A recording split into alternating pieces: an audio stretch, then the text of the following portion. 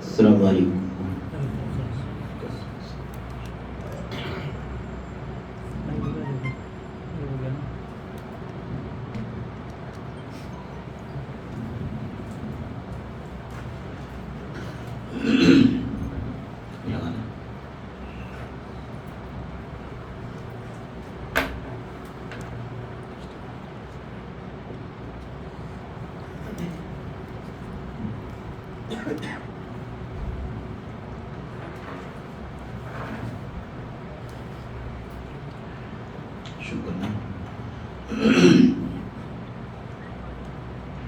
السلام علیکم ورحمۃ اللہ وبرکاتہ.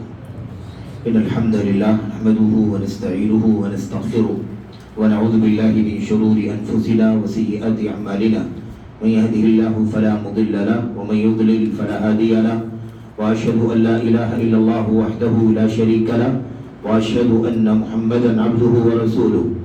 اما بعد فان خير الحديث كتاب الله وخير الهدي هدي محمد صلى الله عليه وسلم وشر الأمور محدثاتها وكل محدثات بدعة وكل بدعة ضلالة وكل ضلالة في النار. أعوذ بالله من الشيطان الرجيم. بسم الله الرحمن الرحيم. وأن هذا صراطي مستقيما فاتبعوه ولا تتبعوا السبل فتفرق بكم عن سبيله ذلكم وصاكم به لعلكم تتقون. وقال عز من قائل وإن تطيعوه تهتدوا.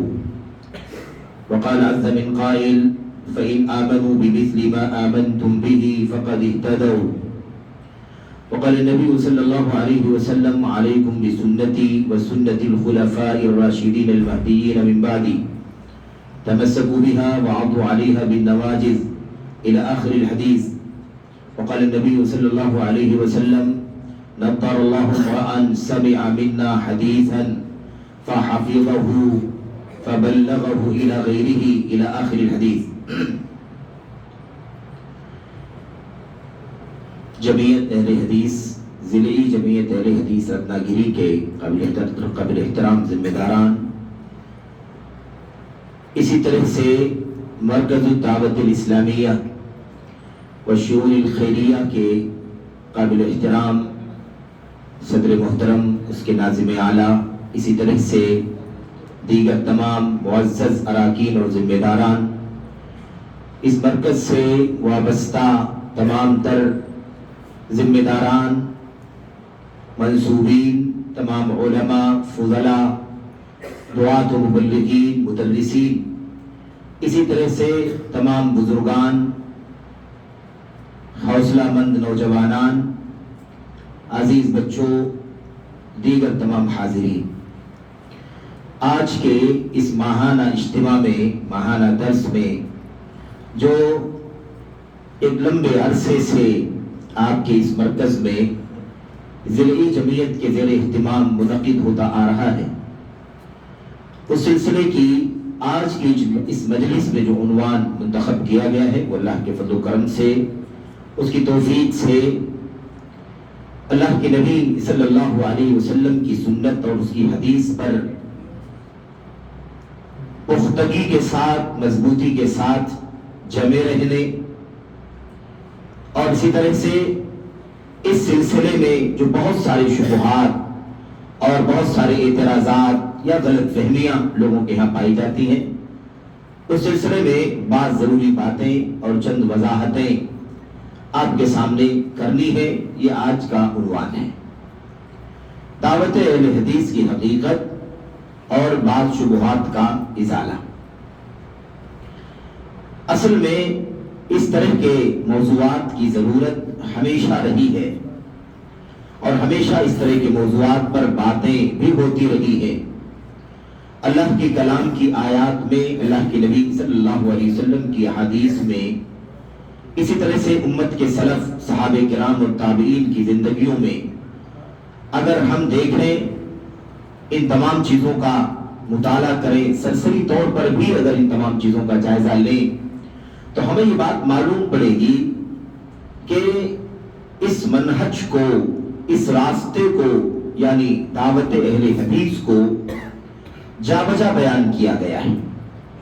اس کے نام الگ الگ انداز کے صفاتی دیے گئے ہیں، ناموں کے سلسلے میں، پہچان کے سلسلے میں، تعارف کے سلسلے میں الگ الگ تعبیرات استعمال کی گئی ہیں، لیکن کتاب و سنت کے نصوص میں، اسی طرح سے سلف امت کی سیرت میں، ان کی زندگیوں میں اس موضوع کا جا بجا تذکرہ موجود ہے۔ اور اس کے لیے کوئی بہت زیادہ ہمیں لمبی محنت کرنے کی ضرورت بھی نہیں ہے، بس بہت ہی زیادہ ہمیں سنجیدہ ہو جانا ہے، ذہن کو، دل کو شفاف کر لینا ہے، خالی ذہن ہو جانا ہے، اور بہت ہی زیادہ عدل کے ساتھ، انصاف کے ساتھ ہمیں اس مسئلے پر غور کرنے کی ضرورت ہے۔ دعوت اہل حدیث کیا چیز ہے، اس کی حقیقت کیا ہے، اور کیوں اس پر اعتراضات ہو رہے ہیں، اعتراضات کہاں تک صحیح ہیں، اعتراض کرنے والے کہاں تک سوجھ بوجھ رکھتے ہیں، سوجھ بوجھ کی بنیاد پر اعتراضات کرتے ہیں، یا اس کے پیچھے اور کچھ اسباب ہیں، وجوہات ہیں، شعوری غیر شعوری طور پر وہ اعتراضات کیے جا رہے ہیں، یہ ساری باتیں حقیقت میں جاننے سے تعلق رکھتی ہیں۔ اور ایسا بھی نہیں ہے کہ یہ باتیں آپ کے سامنے ہو رہی ہیں تو یہ باتیں اس وقت نہیں ہو رہی ہیں، الحمدللہ تسلسل کے ساتھ یہ موضوعات ہمیشہ زیر بحث آتے ہیں، تحریریں موجود ہیں، کتابیں لکھی جاتی ہیں، مختلف انداز سے اس کے گوشوں کو خطبات کے حوالے سے، سرس کے ذریعے سے، اسی طرح سے اس طرح کے جو اجتماعات ہیں، پروگرام ہیں، دروس ہیں، اس کی ضمن میں یہ باتیں بیان کی جاتی ہیں، لیکن یہ باتیں بیان کی جاتی رہنی چاہیے، بار بار ان باتوں کا تذکرہ آنا چاہیے، کیونکہ یہ وہ سب سے بنیادی بات ہے، سب سے بنیادی مضمون ہے، موضوع ہے، جس سلسلے میں ہمیشہ گفتگو ہونی چاہیے۔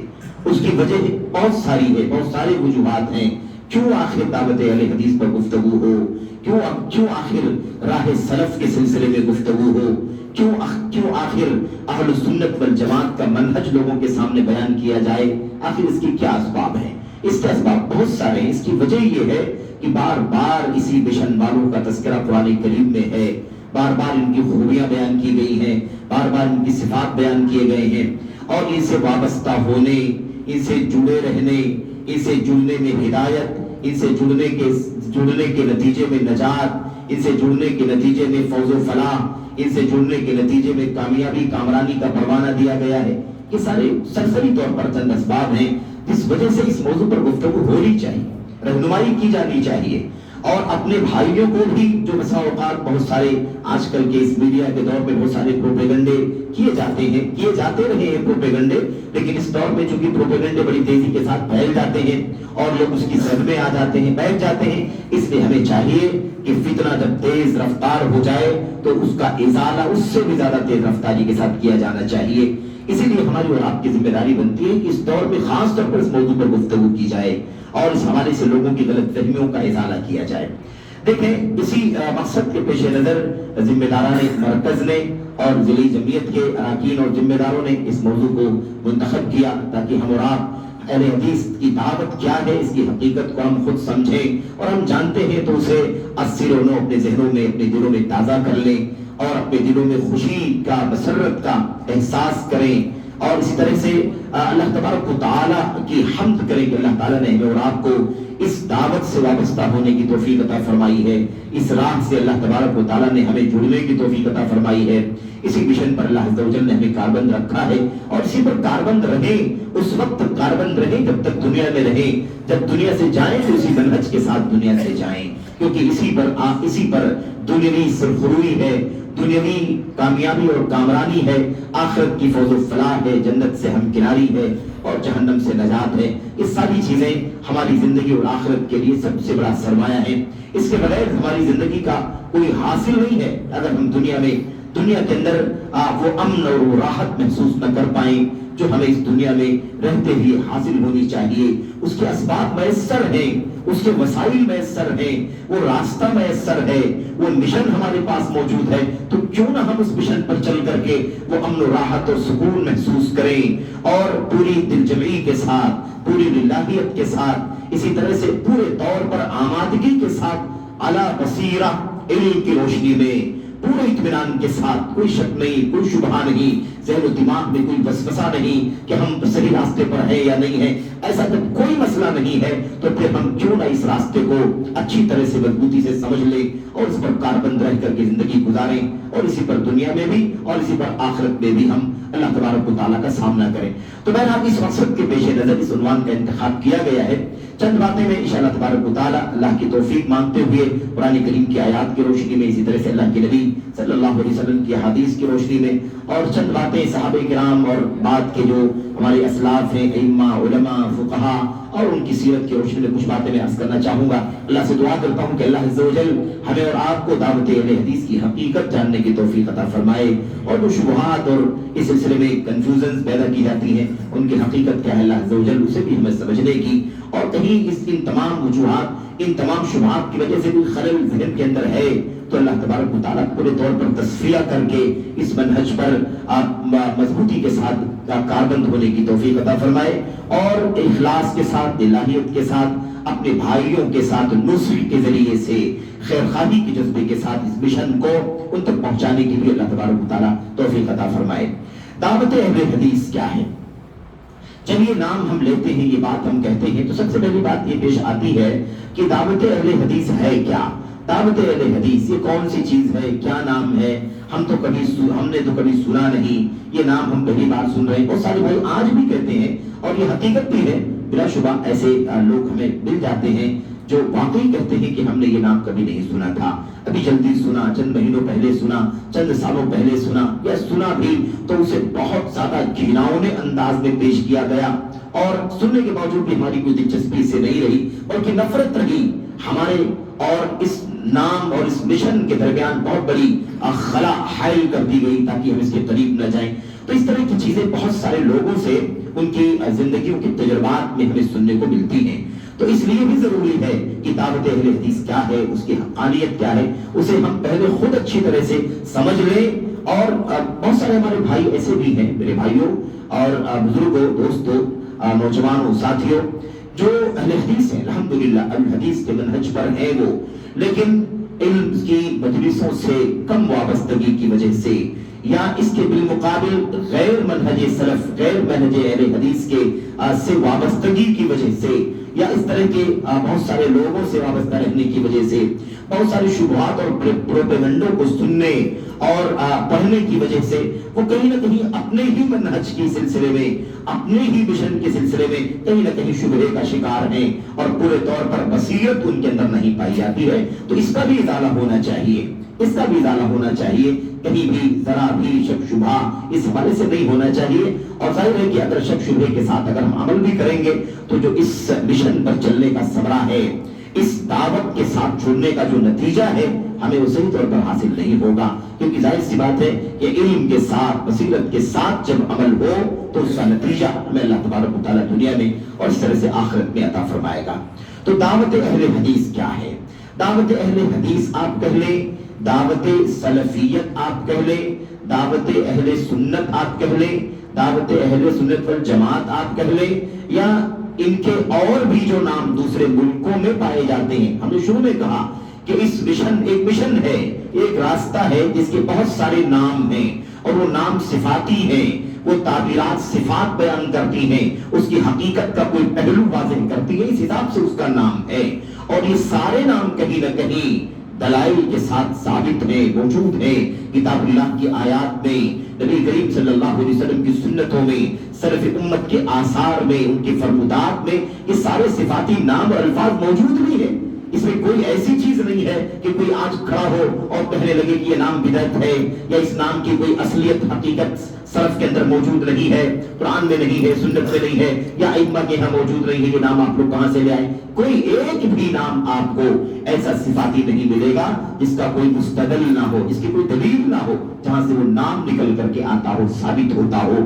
میرے بھائیوں، تو آپ یہ سارے نام کہہ لیں، اس دعوت کی حقیقت، یا آپ مختلف ملکوں کے اندر، کیونکہ یہ بات اس لیے بیان کرنی ضروری ہوتی ہے کیونکہ آج دنیا جو ہے جیسا کہ لوگ کہتے ہیں گلوبل ولیج بن چکی ہے، ایک گاؤں کی شکل، چھوٹے سے گاؤں میں سارا آدمی ہر ایک سے واقف ہوتا ہے، ایسی صورتحال ہو گئی ہے۔ تو اگر مثال کے طور پر ہمارے وطن عزیز ہندوستان کے اندر ہمارے ملک کے اندر اگر جنوبی ہندوستان کے صوبہ کیرلا کے اندر اگر ندوۃ المجاہدین کے نام سے اگر اس مشن کو جانا چاہتا ہو تو کوئی بات نہیں. ندوۃ المجاہدین کی حقیقت کیا ہے, اس کی دعوت کی حقیقت کیا ہے.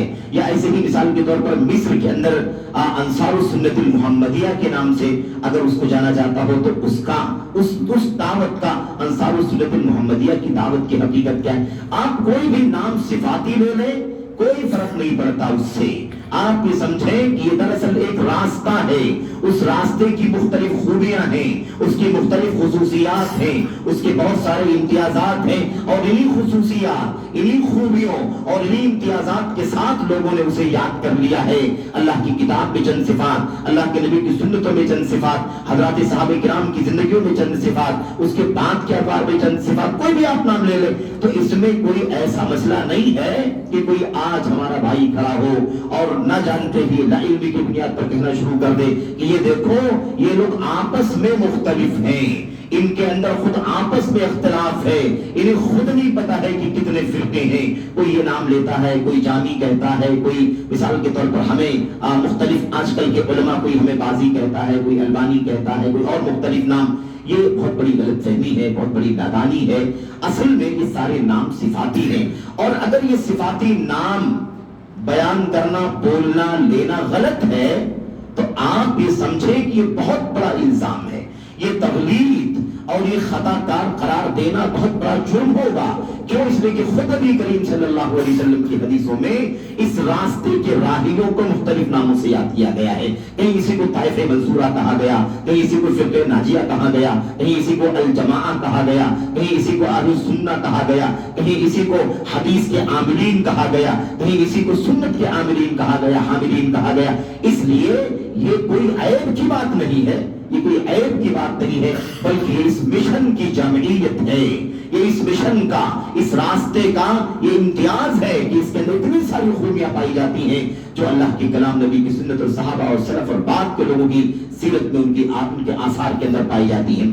تو بہرحال اس کے مختلف نام ہیں, صفاتی نام ہیں. اس دعوت کی حقیقت کیا ہے؟ یہ دعوت دراصل اللہ کے کلام اور اللہ کے نبی صلی اللہ علیہ وسلم کے فرمان کی دعوت ہے. کتاب اللہ کی طرف بلانا, سنت رسول صلی اللہ علیہ وسلم کی طرف بلانا. ہم کسی اور کی طرف نہیں بلاتے, ہم اللہ کی کتاب کی طرف بلاتے ہیں, اللہ کے نبی صلی اللہ علیہ وسلم کی سنتوں کی طرف بلاتے ہیں. اور نام کے بارے میں اختلاف اس لیے بھی نہیں ہونا چاہیے کہ اللہ نام یعنی کوئی نام ڈھونڈنے کی ضرورت بھی نہیں ہے, اس لیے کہ سارے نام صفاتی ہیں. اصل تو مشن ہے, اصل تو راستہ ہے. یا ایھا الذین آمنوا اطیعوا اللہ واطیعوا الرسول واولی الامر منکم فان تنازعتم فی شیء فردوه الی اللہ والرسول ان کنتم تؤمنون باللہ والیوم الآخر ذلک خیر واحسن تأویلا. اللہ تبارک و تعالیٰ نے فرمایا, اے لوگو, اے ایمان والو, اللہ کی اطاعت کرو, اللہ کے کا کہا مانو, اس کے رسول صلی اللہ علیہ وسلم کا کہا مانو. وَأُولِي الْأَمْرِ مِنْكُمْ, اور اپنے معاملات کے ذمہ داروں کی اطاعت کرو. اللہ تبارک و تعالیٰ کی اطاعت کرو, اس کے رسول صلی اللہ علیہ وسلم کی اطاعت کرو, اور اپنے معاملات کے ذمہ داروں کی. یہ آیت کریمہ کا من و ان ترجمہ ہے. یا ایھا الذین آمنوا اطیعوا اللہ واطیعوا الرسول واولی الامر منکم, اے ایمان والو, اللہ کی اطاعت کرو, رسول کی اطاعت کرو, اور اپنے ذمہ داروں کی. یہ ہے اس کا ترجمہ. یعنی 2 مرتبہ اللہ تعالیٰ کے ساتھ, اللہ کے رسول کے ساتھ اطیعوا اطاعت کرو, اطاعت کرو کا لفظ دہرایا گیا, اور اس کے بعد تیسری مرتبہ آگے کہا گیا اپنے معاملات کے ذمہ داروں کی. اس لفظ کے ساتھ معاملات کے ذمہ داروں کے ساتھ اطیعوا کا لفظ ریپیٹ نہیں کیا گیا. میرے بھائیوں, آگے اللہ تبارک و تعالیٰ نے فرمایا اگر تمہارا کسی مسئلے میں تنازع ہو جائے. اچھا, معاملات کے ذمہ دار کون ہیں؟ اس حوالے سے سارے سلف کے اقوال کو اگر اکٹھا کر لیا جائے, تفاسیر کو اکٹھا کر لیا جائے, صحابہ کی, تابعین کی تفاسیر کو اکٹھا کر لیا جائے, تو اس کا خلاصہ یہ ہے کہ اس سے مراد العلماء والامراء, اس سے مراد علماء ہیں اور امراء ہیں. علماء اور امراء, علماء سنت, علماء کتاب, علماء سنت, اور ایسے ہی امراء جو علم کتاب اور علم سنت کے ذریعے سے حکم حکمرانی کرتے ہوں، مسلمانوں کے نظام کو چلاتے ہوں، تو علماء اور عمرا اس سے مراد ہیں۔ اور علامہ ابن القیم رحمۃ اللہ علیہ نے اس بات کو اچھی طرح سے بار بار واضح کیا ہے کہ مراد اس سے دونوں طبقے ہیں، علماء کا بھی طبقہ اور عمرا کا بھی طبقہ، لیکن علماء ان دونوں کے اندر ان سب سے اونچا مقام رکھتے ہیں، کیونکہ عمرا بھی علماء کے تابع ہیں، عمرا بھی علماء کے تابع ہیں۔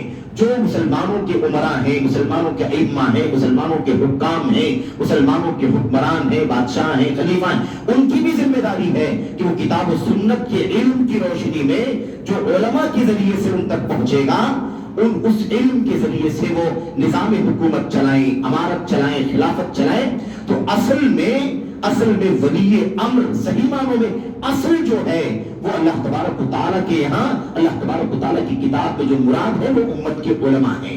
تو امت کے علماء، اولو الامر سے مراد کون ہے؟ امت کے علماء اور عمرا، اور ان دونوں میں بالادستی ہے علماء کو، کیونکہ عمرا بھی علماء کے تابع ہیں۔ اس کے بعد اللہ تبارک و تعالیٰ فرماتا ہے فَإِن تَنَازَعْتُمْ فِي شَيْءٍ فَرُدُّوهُ إِلَى اللَّهِ وَالرَّسُولِ، اگر تمہارا کسی چیز میں تنازع ہو جائے، جھگڑا ہو جائے، اختلاف ہو جائے، فَرُدُّوهُ إِلَى اللَّهِ وَالرَّسُولِ، تو اسے لوٹا دو رسول کی، اللہ کی طرف اور رسول کی طرف۔ اللہ تبارک و تعالیٰ کے کلام کی اس آیت کریمہ کا مشن ہی اللہ کے فضل و کرم سے دعوت اہل حدیث ہے، یہی مشن ہی دعوت اہل سنت ہے، یہی مشن ہی دعوت سلفیت ہے، یہی حقیقت ہے دعوت اہل حدیث کی، دعوت سلفیت کی، اور ایسے ہی دعوت آپ طائفہ منصورہ کہہ لیں، فرقہ ناجیہ کہہ لیں، جو بھی نام آپ دے لیں، یہی مشن ہے، یہی مشن ہے اور یہ اس کا خلاصہ ہے۔ تو یہ حقیقت ہے اس دعوت اہل حدیث کی کہ یہ دعوت دیتے ہیں اللہ تبارک و تعالیٰ کا کہا مانو، اللہ کے رسول صلی اللہ علیہ وسلم کا کہا مانو، اور اپنے ذمہ داروں کا کہا بھی مانو، جب تک وہ اللہ کی کتاب اور نبی کی سنت کے مطابق بتائیں۔ آگے اللہ نے فرمایا جھگڑا ہونے کی صورت میں تیسرا آپشن نہیں رہے گا، اولو الامر، معاملات کے ذمہ دار علماء یا معاملات کے ذمہ دار عمرا، یہ اختلاف کے بعد مرجع کی حیثیت سے صرف اور صرف اللہ تبارک و تعالیٰ کی طرف لوٹنا ہوگا، اور صرف نبی کریم صلی اللہ علیہ وسلم کی سنت کی طرف لوٹنا ہوگا۔ مفسرین نے اپنی تفسیروں کے اندر لکھا اللہ کی طرف لوٹاؤ، اس کے رسول کی طرف لوٹاؤ، اللہ کی طرف لوٹانے کا معنی اس وقت جب یہ کلام الہی، یہ آیت کریمہ کلام الہی میں اتری ہے، اس وقت بھی اللہ کی طرف لوٹانے کا مطلب اللہ کے کلام کی طرف لوٹانا ہے، اللہ کے کلام قرآن کریم کی طرف لوٹانا ہے، اور اللہ کے رسول کی طرف لوٹانے کا مطلب اس وقت جب یہ آیت کریمہ اتری ہے اور جب تک نبی کریم صلی اللہ علیہ وسلم زندہ تھے تب تک براہ راست آپ کی طرف لوٹانا تھا، آپ سے پوچھنا تھا، آپ سے استفتاء کرنا تھا، آپ سے رجوع کرنا تھا، اور آپ کی وفات کے بعد اب یہ رسول کی طرف لوٹانے کا مطلب آپ کی سنتوں کی طرف لوٹانا، آپ کی حدیث کی طرف لوٹانا، یہ اس آیت کریمہ کا معنی ہے۔ تو اس پوری آیت کریمہ کا جو فحوہ ہے، اس کا جو مضمون اور خلاصہ ہے، وہی دعوت اہل حدیث ہے، اور اس کے نمونے، اس کے گوشے، اس کے رجحات، اس کی مثالیں اور دیگر بہت سارے حوالے آپ کو دین اسلام کے تمام پہلوؤں میں مل جائے گا جو دعوت اہل حدیث کی حقیقت ہے۔ تو دعوت اہل حدیث کی حقیقت یہی ہے کہ اللہ اور اس کے رسول کی طرف لوٹانا، اور امت کے علماء اسی کی رہنمائی میں لوگوں کو گائیڈ کریں، امت کے عمرا اسی کی روشنی میں نظام حکومت اور مملکت چلائیں۔ لیکن اگر اختلاف ہو جاتا ہے تو پھر اس کے بعد مرجع اللہ کی کتاب اور مرجع نبی کریم صلی اللہ علیہ وسلم کی سنت کو بنایا جائے گا، اس معنی میں کہ وہی اصل ہے، اسی کی تبلیغ پر مامور ہے امت کے علماء، اسی کی تبلیغ پر پہنچانے پر مامور ہے امت کے ائمہ، اسی پر مامور ہے امت کے محدثین اور فقہاء، اسی پر مامور ہے امت کے دعات اور مبلغین اور مصلحین اور مرشدین، سب اسی کے نشر و اشاعت کے مشن پر مامور ہے۔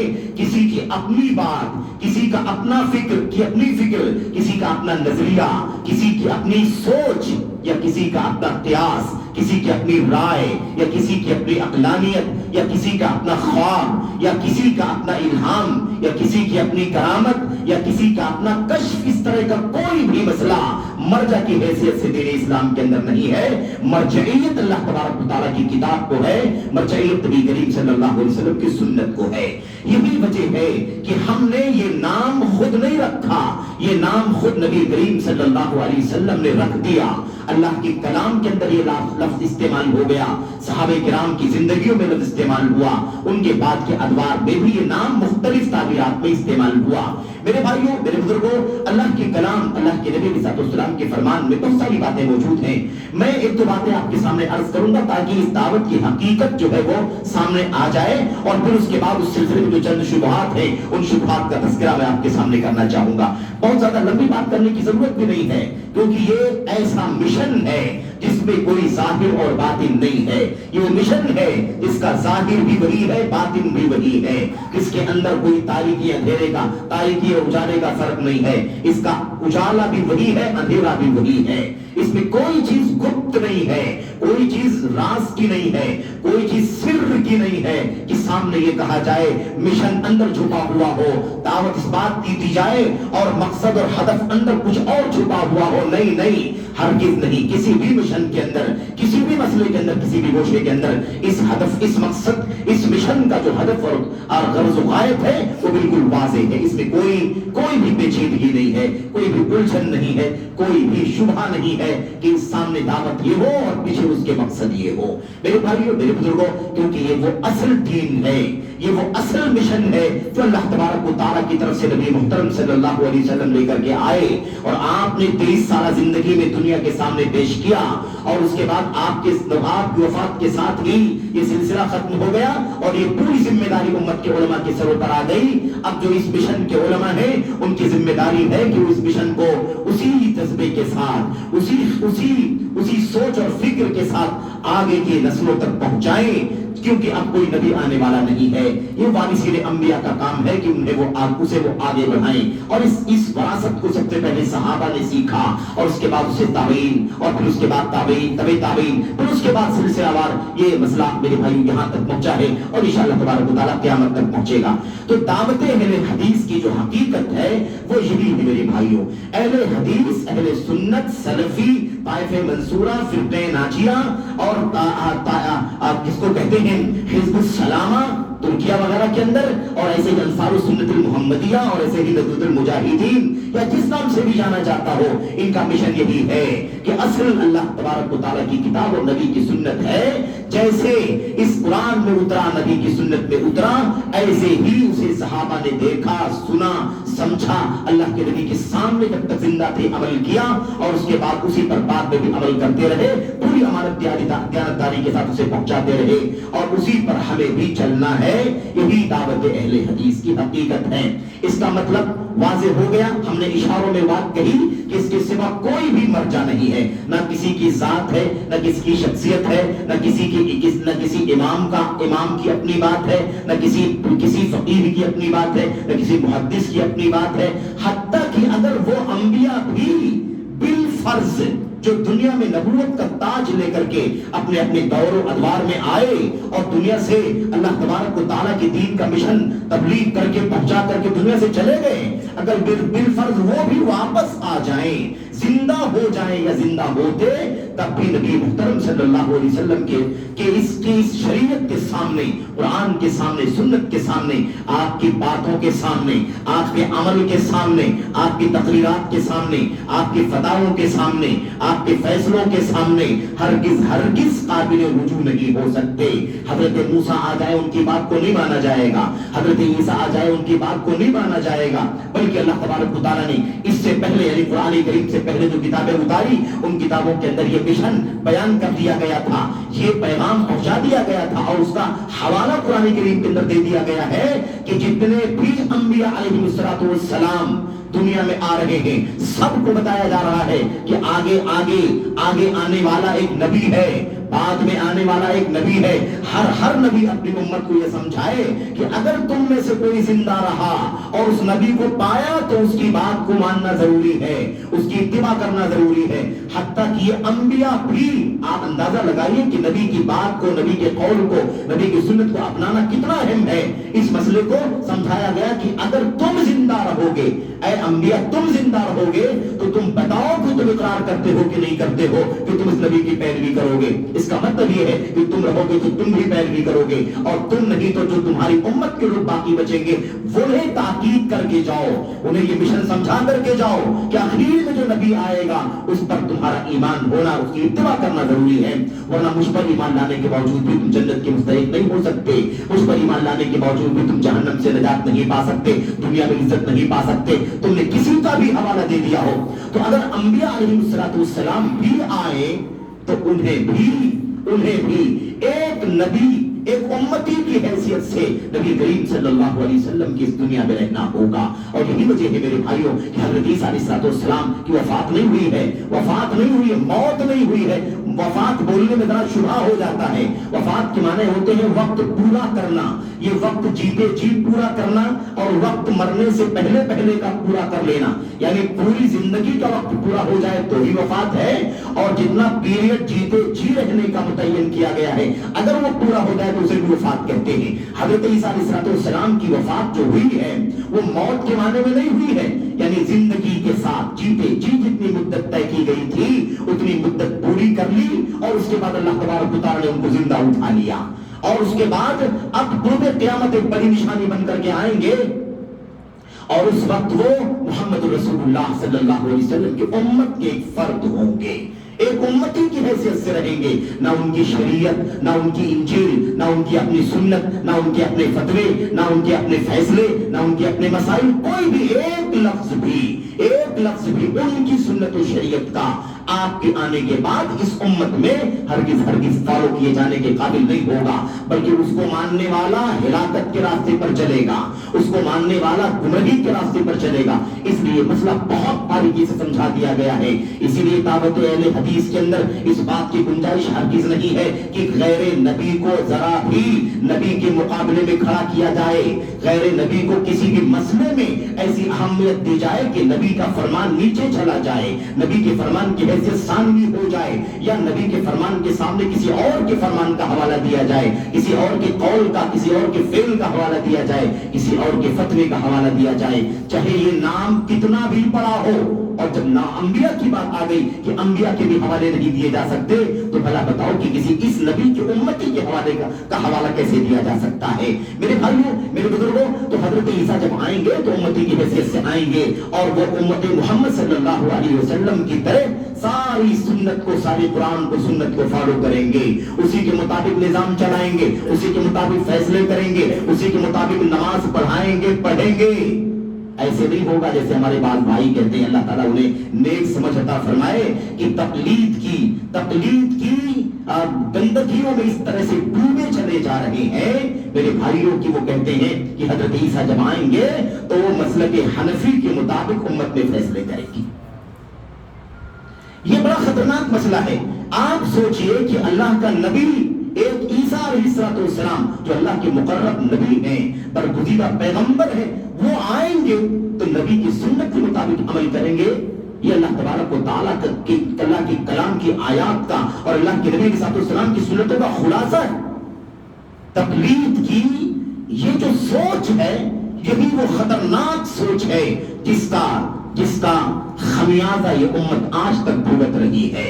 ورنہ مسائل کے جاننے کے لیے، سوالات کے جوابات جاننے کے لیے، فتوے پوچھنے کے لیے کسی اہل حدیث نے آج تک اس بات کی نفی نہیں کی ہے کہ وہ جس عالم سے بھی چاہے مسئلہ نہیں جانتا ہے تو پوچھ لے، کوئی نفی نہیں کرتا، بالکل بلا شبہ۔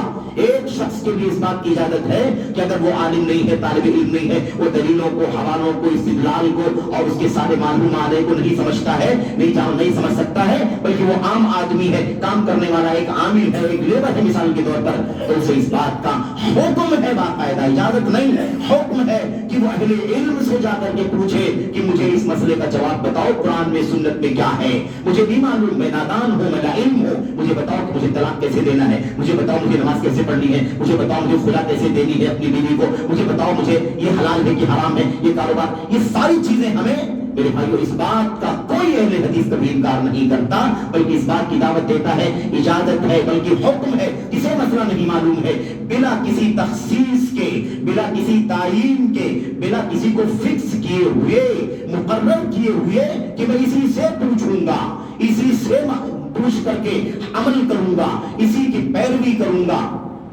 اس کے بغیر اگر وہ کسی سے بھی مسئلہ پوچھتا ہے, عالم دین اس کے پاس جائے, بھائی آپ مجھے بتائیے کتاب و سنت کے مطابق مجھے کیا کرنا چاہیے, اس میں کوئی حرج کی بات نہیں ہے بلکہ یہ واجب ہے. فاسألوا اہل الذکر ان کنتم لا تعلمون کا یہی مطلب ہے. تو دعوت اہل حدیث میں کسی غیر نبی کو نبی کے مقام پر رکھنے کی گنجائش نہیں. یہ بنیادی مسئلہ ہے. یہ کہاں سے لے لیا ہم نے, اتنی شدت کی بات ہم کہاں سے کرنے لگے, شدت ابھی آئے گی بات انشاءاللہ شبہات کے ذکر میں, کہ لوگ یہ بھی شبہ پیش کرتے ہیں کہ بڑا تشدد ہے اہل حدیثوں کے یہاں. میرے بھائیو تشدد کا معنی کیا ہوتا ہے, تشدد کا لفظ کس معنی پر دلالت کرتا ہے, اور ہماری حقیقت جو ہے اس کا تشدد سے کیا تعلق ہے, آئے گی بات انشاءاللہ تبارک و تعالیٰ. تو دیکھیے یہ مسئلہ وہیں سے لیا گیا ہے. کہاں سے, اسی آیت کریمہ سے. اگر تنازع ہو جائے, اختلاف ہو جائے, تو اسے اللہ اور اس کے رسول کی طرف لوٹا دو, جس کی طرف پہلے کہا گیا تھا. کہاں مانو اللہ کا, کہاں مانو رسول کا, کہاں مانو کس کا, بغیر کہاں مانو کے لفظ کے, اور اپنے معاملات کے ذمہ داروں کا کہاں مانو. اختلاف کے بعد, اختلاف اور تنازع کے بعد لوٹانا ہے مسئلے کو اللہ کی طرف, لوٹانا ہے اللہ کے رسول صلی اللہ علیہ وسلم کی طرف. لا طاعۃ لمخلوق فی معصیۃ الخالق, اللہ تبارک و تعالیٰ کی نافرمانی میں کسی مخلوق کی بات نہیں مانی جائے گی, کسی مخلوق کی اطاعت نہیں کی جائے گی, فرما برداری نہیں کی جائے گی. میرے بھائیوں تو یہ مسئلہ بالکل واضح ہو جانا چاہیے کہ دعوت اہل حدیث میں اللہ کی کتاب, نبی کی سنت, اور اللہ کی کتاب اور نبی کی سنت کو سب سے پہلے جس نے اترتے ہوئے دیکھا, جس نے سنا, جس نے اس پر عمل کرتے ہوئے مشاہدہ کیا نبی کریم صلی اللہ علیہ وسلم کا, ان لوگوں نے جیسے اس قرآن کو سنت کو بڑھتا ہے ویسے ہی ہم بڑھتے. یہ اہل سنت والجماعت کا, یہ اہل حدیث کا, یہ سلفیوں کا مشن ہے, اور یہی ہماری دعوت کی حقیقت ہے. یہاں پر میں ایک دو باتیں اور ذکر کر دوں, وہ یہ ہے کہ دعوت اہل حدیث کے اندر سب سے زیادہ ایک اور اہم اور بنیادی بات ہے, اور وہ بات یہ ہے کہ اگر ہم یہ کہتے ہیں, ایک جگہ ہم یہ کہتے ہیں کہ اس مشن کے اندر, اس دعوت کے اندر کسی غیر نبی کو نبی کے مقام پر بیٹھانے کی گنجائش نہیں ہے, قول میں, فعل میں, عمل میں, تقریر میں, فتوے میں, فیصلے میں نبی کریم صلی اللہ علیہ وسلم پر مقدم کرنا, اس کی گنجائش ہرگز نہیں ہے. اس کا مطلب یہ کوئی نہ سمجھے کہ ہم اللہ کے نبی, اللہ کی کتاب اور نبی کی سنت کے علاوہ, اور ہم صحابہ سلف کا نام لیتے ہیں, اس کے علاوہ غیر نبی میں جس کو ہم مخاطب کر رہے ہیں, چاہے وہ ائمہ اربعہ ہو, چاہے وہ ائمہ اربعہ ہو, یا دیگر ائمہ مجتہدین ہو, یا مختلف فرقوں کے جماعتوں کے پیشوا ہو, یا مختلف علماء اور علماء محدثین ہو, یا مثال کے طور پر مفتیان کرام ہو, یا مرشدین ہو, ان کی ہم تنقیص کرتے ہیں, ان کی ہم بے عزتی کرتے ہیں, یہ معنی ہرگز نہیں لینا چاہیے.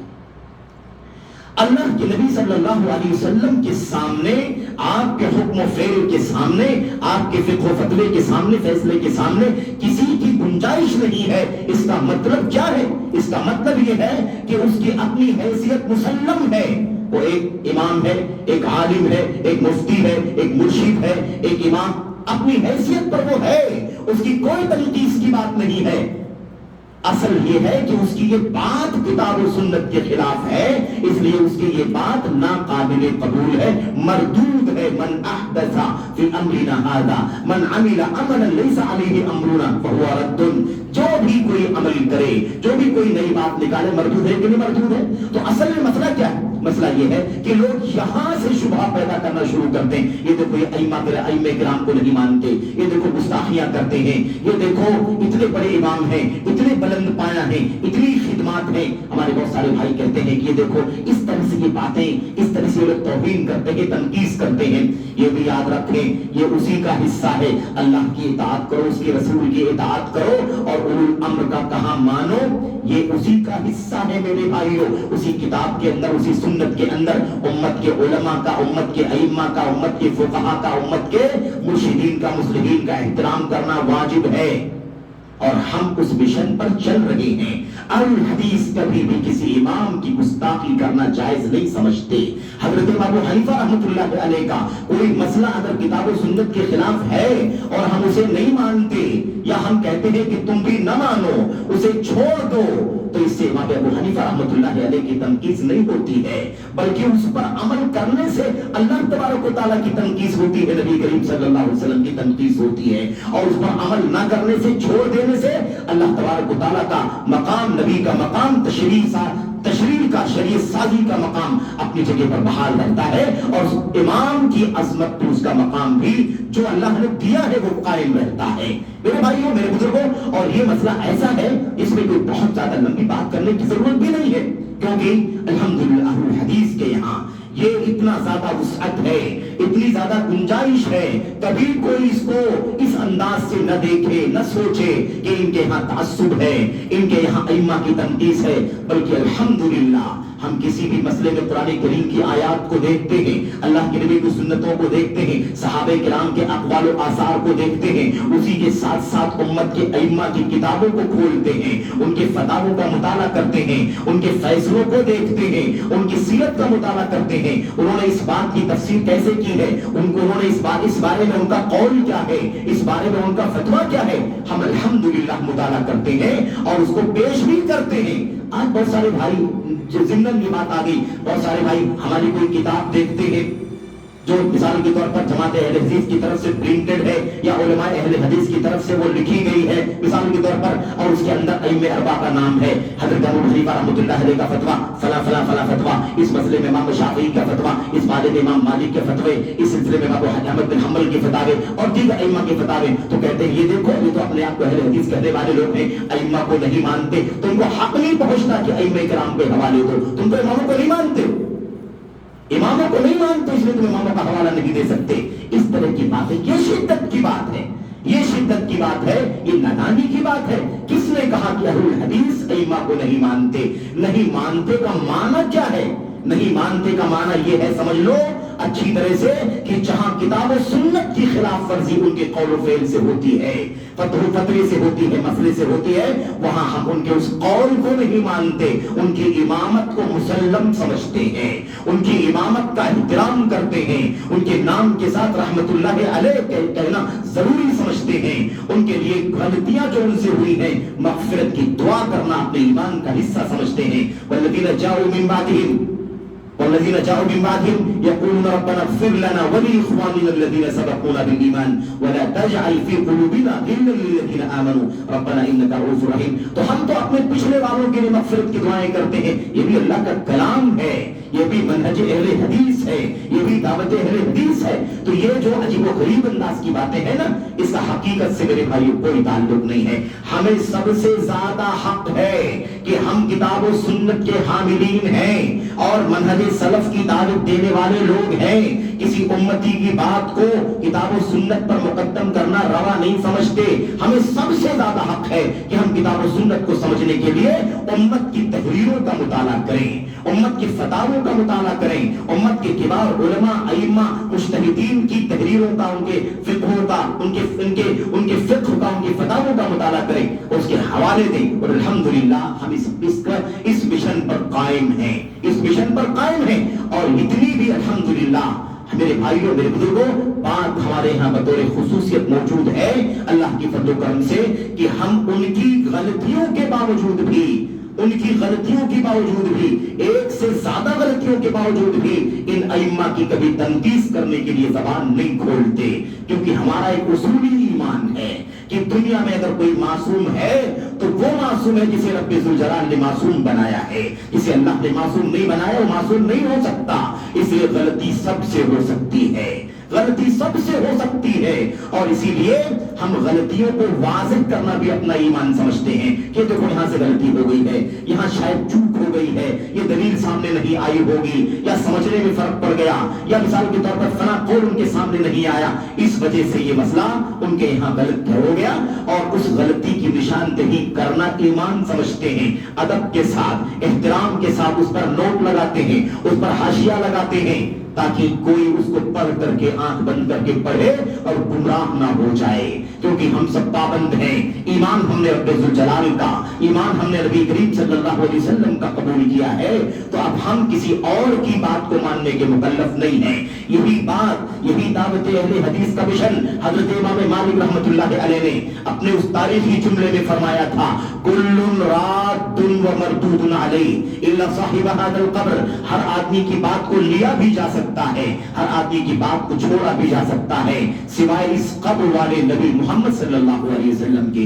کل یؤخذ من قوله ویرد الا صاحب هذا القبر۔ ہر آدمی کی بات کو لیا جائے گا، ہر آدمی کی بات کو چھوڑ بھی دیا جائے گا، سوائے اس قبر والے کی، اس کی بات کو چھوڑا نہیں جا سکتا۔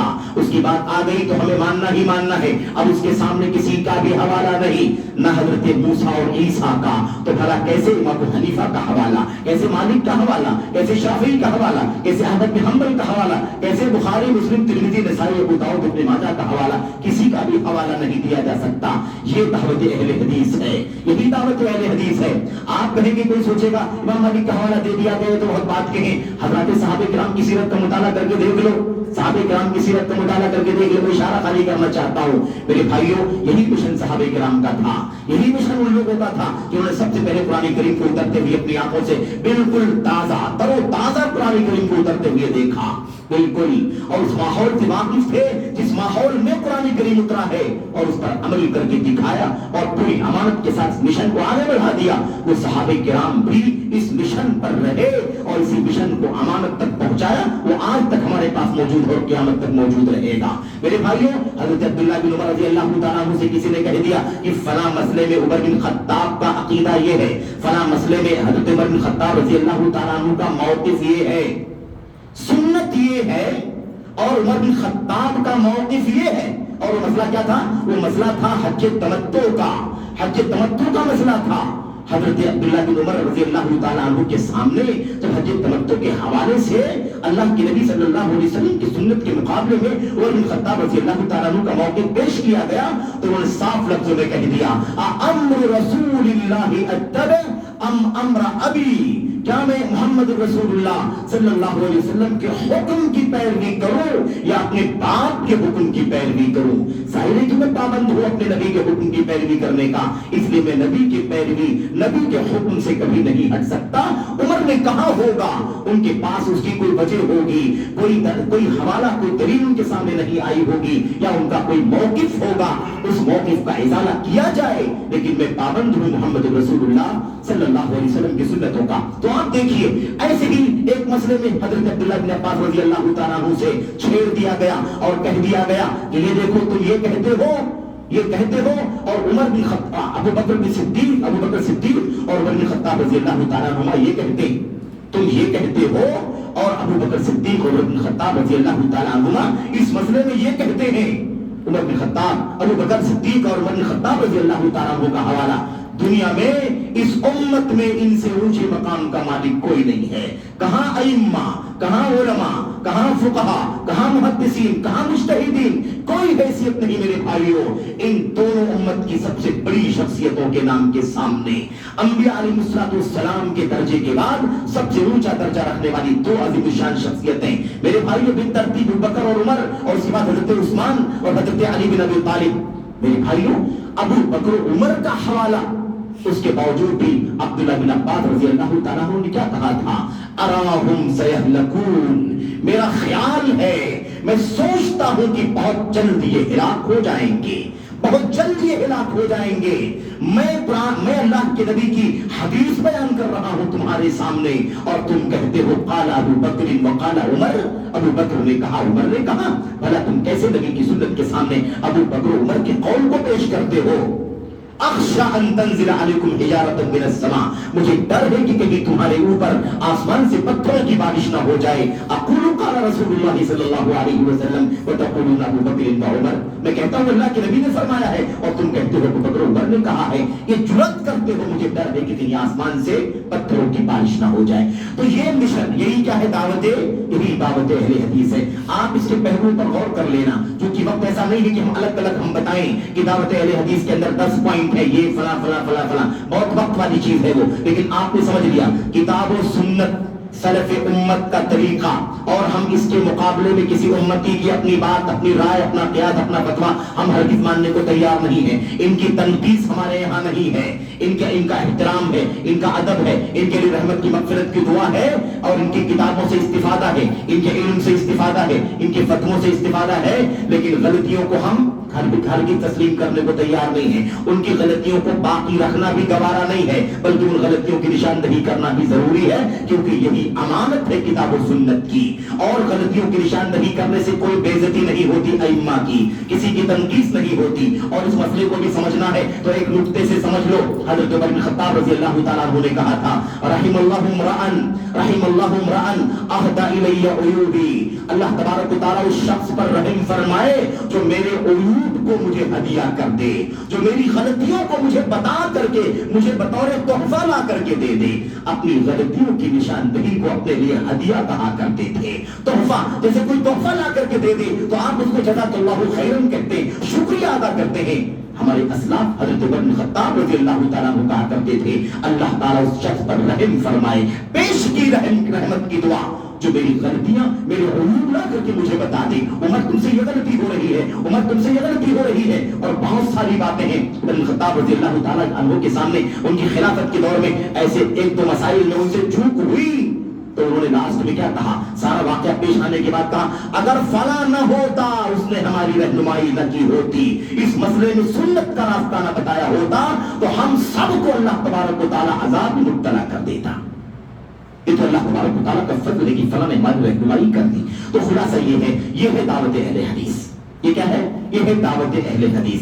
اب اس حوالے سے جو چند شبہات ہیں میں چاہتا ہوں اس کا بھی تذکرہ، اور شبہات تو ایسے تو بہت سارے شبہات ہیں، لیکن میں چاہتا ہوں کہ بہت زیادہ تفصیل میں جائے بغیر چند شبہات کا تذکرہ میں آپ کے سامنے کروں۔ ایک بات یہ جان لیجئے کہ جو یہ مسئلہ عام طور پر بیان کیا جاتا ہے حدیث کے لفظ کے حوالے سے، حدیث کے نام کے حوالے سے کہ آپ لوگوں نے اہل حدیث کہاں سے اپنا نام رکھا، تو میرے بھائیوں، میرے بزرگوں، اس حوالے سے بے شمار باتیں ہیں، کتنی باتیں آپ کے سامنے، کتنے حوالے آپ کے سامنے رکھے جائیں گے۔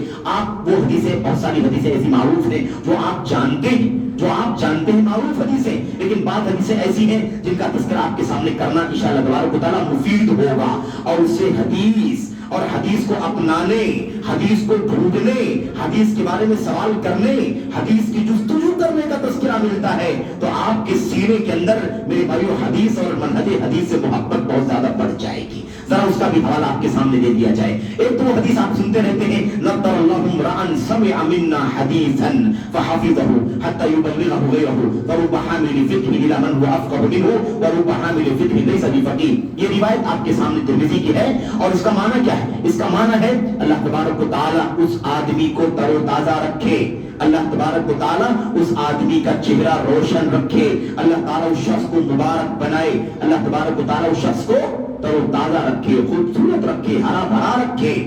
سمع منا حدیثا، جو ہماری کوئی ایک حدیث سنے۔ اب جن لوگوں نے حدیث سنا تھا وہ کون تھے؟ سب سے پہلے جن لوگوں نے حدیث سنا، حدیث لیا تو اہل حدیث ہوئے کہ نہیں ہوئے؟ صاحب حدیث ہوئے کہ نہیں ہوئے؟ جس نے جو لیا اس کا والا ہوا کہ نہیں ہوا؟ جس نے رائے لیا وہ رائے والا ہو گیا، جس نے کرامات لے لی وہ کرامات والا ہو گیا، جس نے خواب لے لیا وہ خواب والا ہو گیا، جس نے الہام لے لیا وہ الہام والا ہو گیا، جس نے کشف لے لیا وہ کشف والا ہو گیا، لیکن جس نے حدیث رسول لے لیا وہ حدیث والا ہو گیا۔ تو من سمع منا حدیثا، جس نے ہماری کوئی حدیث سنی، فحفظہ، اور اسے اچھی طرح سے یاد کر لیا، اسے کیا کر لیا؟ اسے یاد کر لیا، حتی یبلغہ غیرہ، اسے اچھی طرح سے یاد کر لیا، اور پھر یہاں تک کہ اسے لے جا کر کے اپنے علاوہ کسی تک پہنچا دیا۔ یہ بھی دعوت اہل حدیث ہے۔ حدیثیں سننا نبی کریم صلی اللہ علیہ وسلم کی، پڑھنا نبی کریم صلی اللہ علیہ وسلم کی حدیثوں کو، اور اسے یاد کر لینا، اس کی فقہ کو، اس کے مسائل کو سمجھ لینا، اور اس کے بعد اس حدیث کے متن کو اور اس کے مشن کو، اس کے پیغام کو لے جا کر کے دوسروں تک پہنچا دینا، یہی اہل حدیث کا مشن ہے۔ آپ نے دیکھا اس کے اندر حدیث کا لفظ آیا ہوا ہے کہ نہیں؟ اچھا، ایسے ہی آپ دیکھیے حضرت ابو ہریرہ رضی اللہ تعالیٰ عنہ کی وہ حدیث جو آپ کے سامنے سے بخاری وغیرہ کے اندر آتی ہے، آپ نے بیان فرمایا، خود حضرت ابو ہریرہ نے بیان فرمایا، ما من اصحاب النبی صلی اللہ علیہ وسلم اکثر حدیثا منی الا ما كان من عبد الله بن عمرو فانه كان يكتب ولا اكتب۔ صحیح بخاری میں ابو ہریرہ بیان فرماتے ہیں، کہتے ہیں کہ نبی کریم صلی اللہ علیہ وسلم کے صحابہ میں سے کوئی بھی صحابی ایسا نہیں تھا جو مجھ سے زیادہ حدیثوں والا ہو۔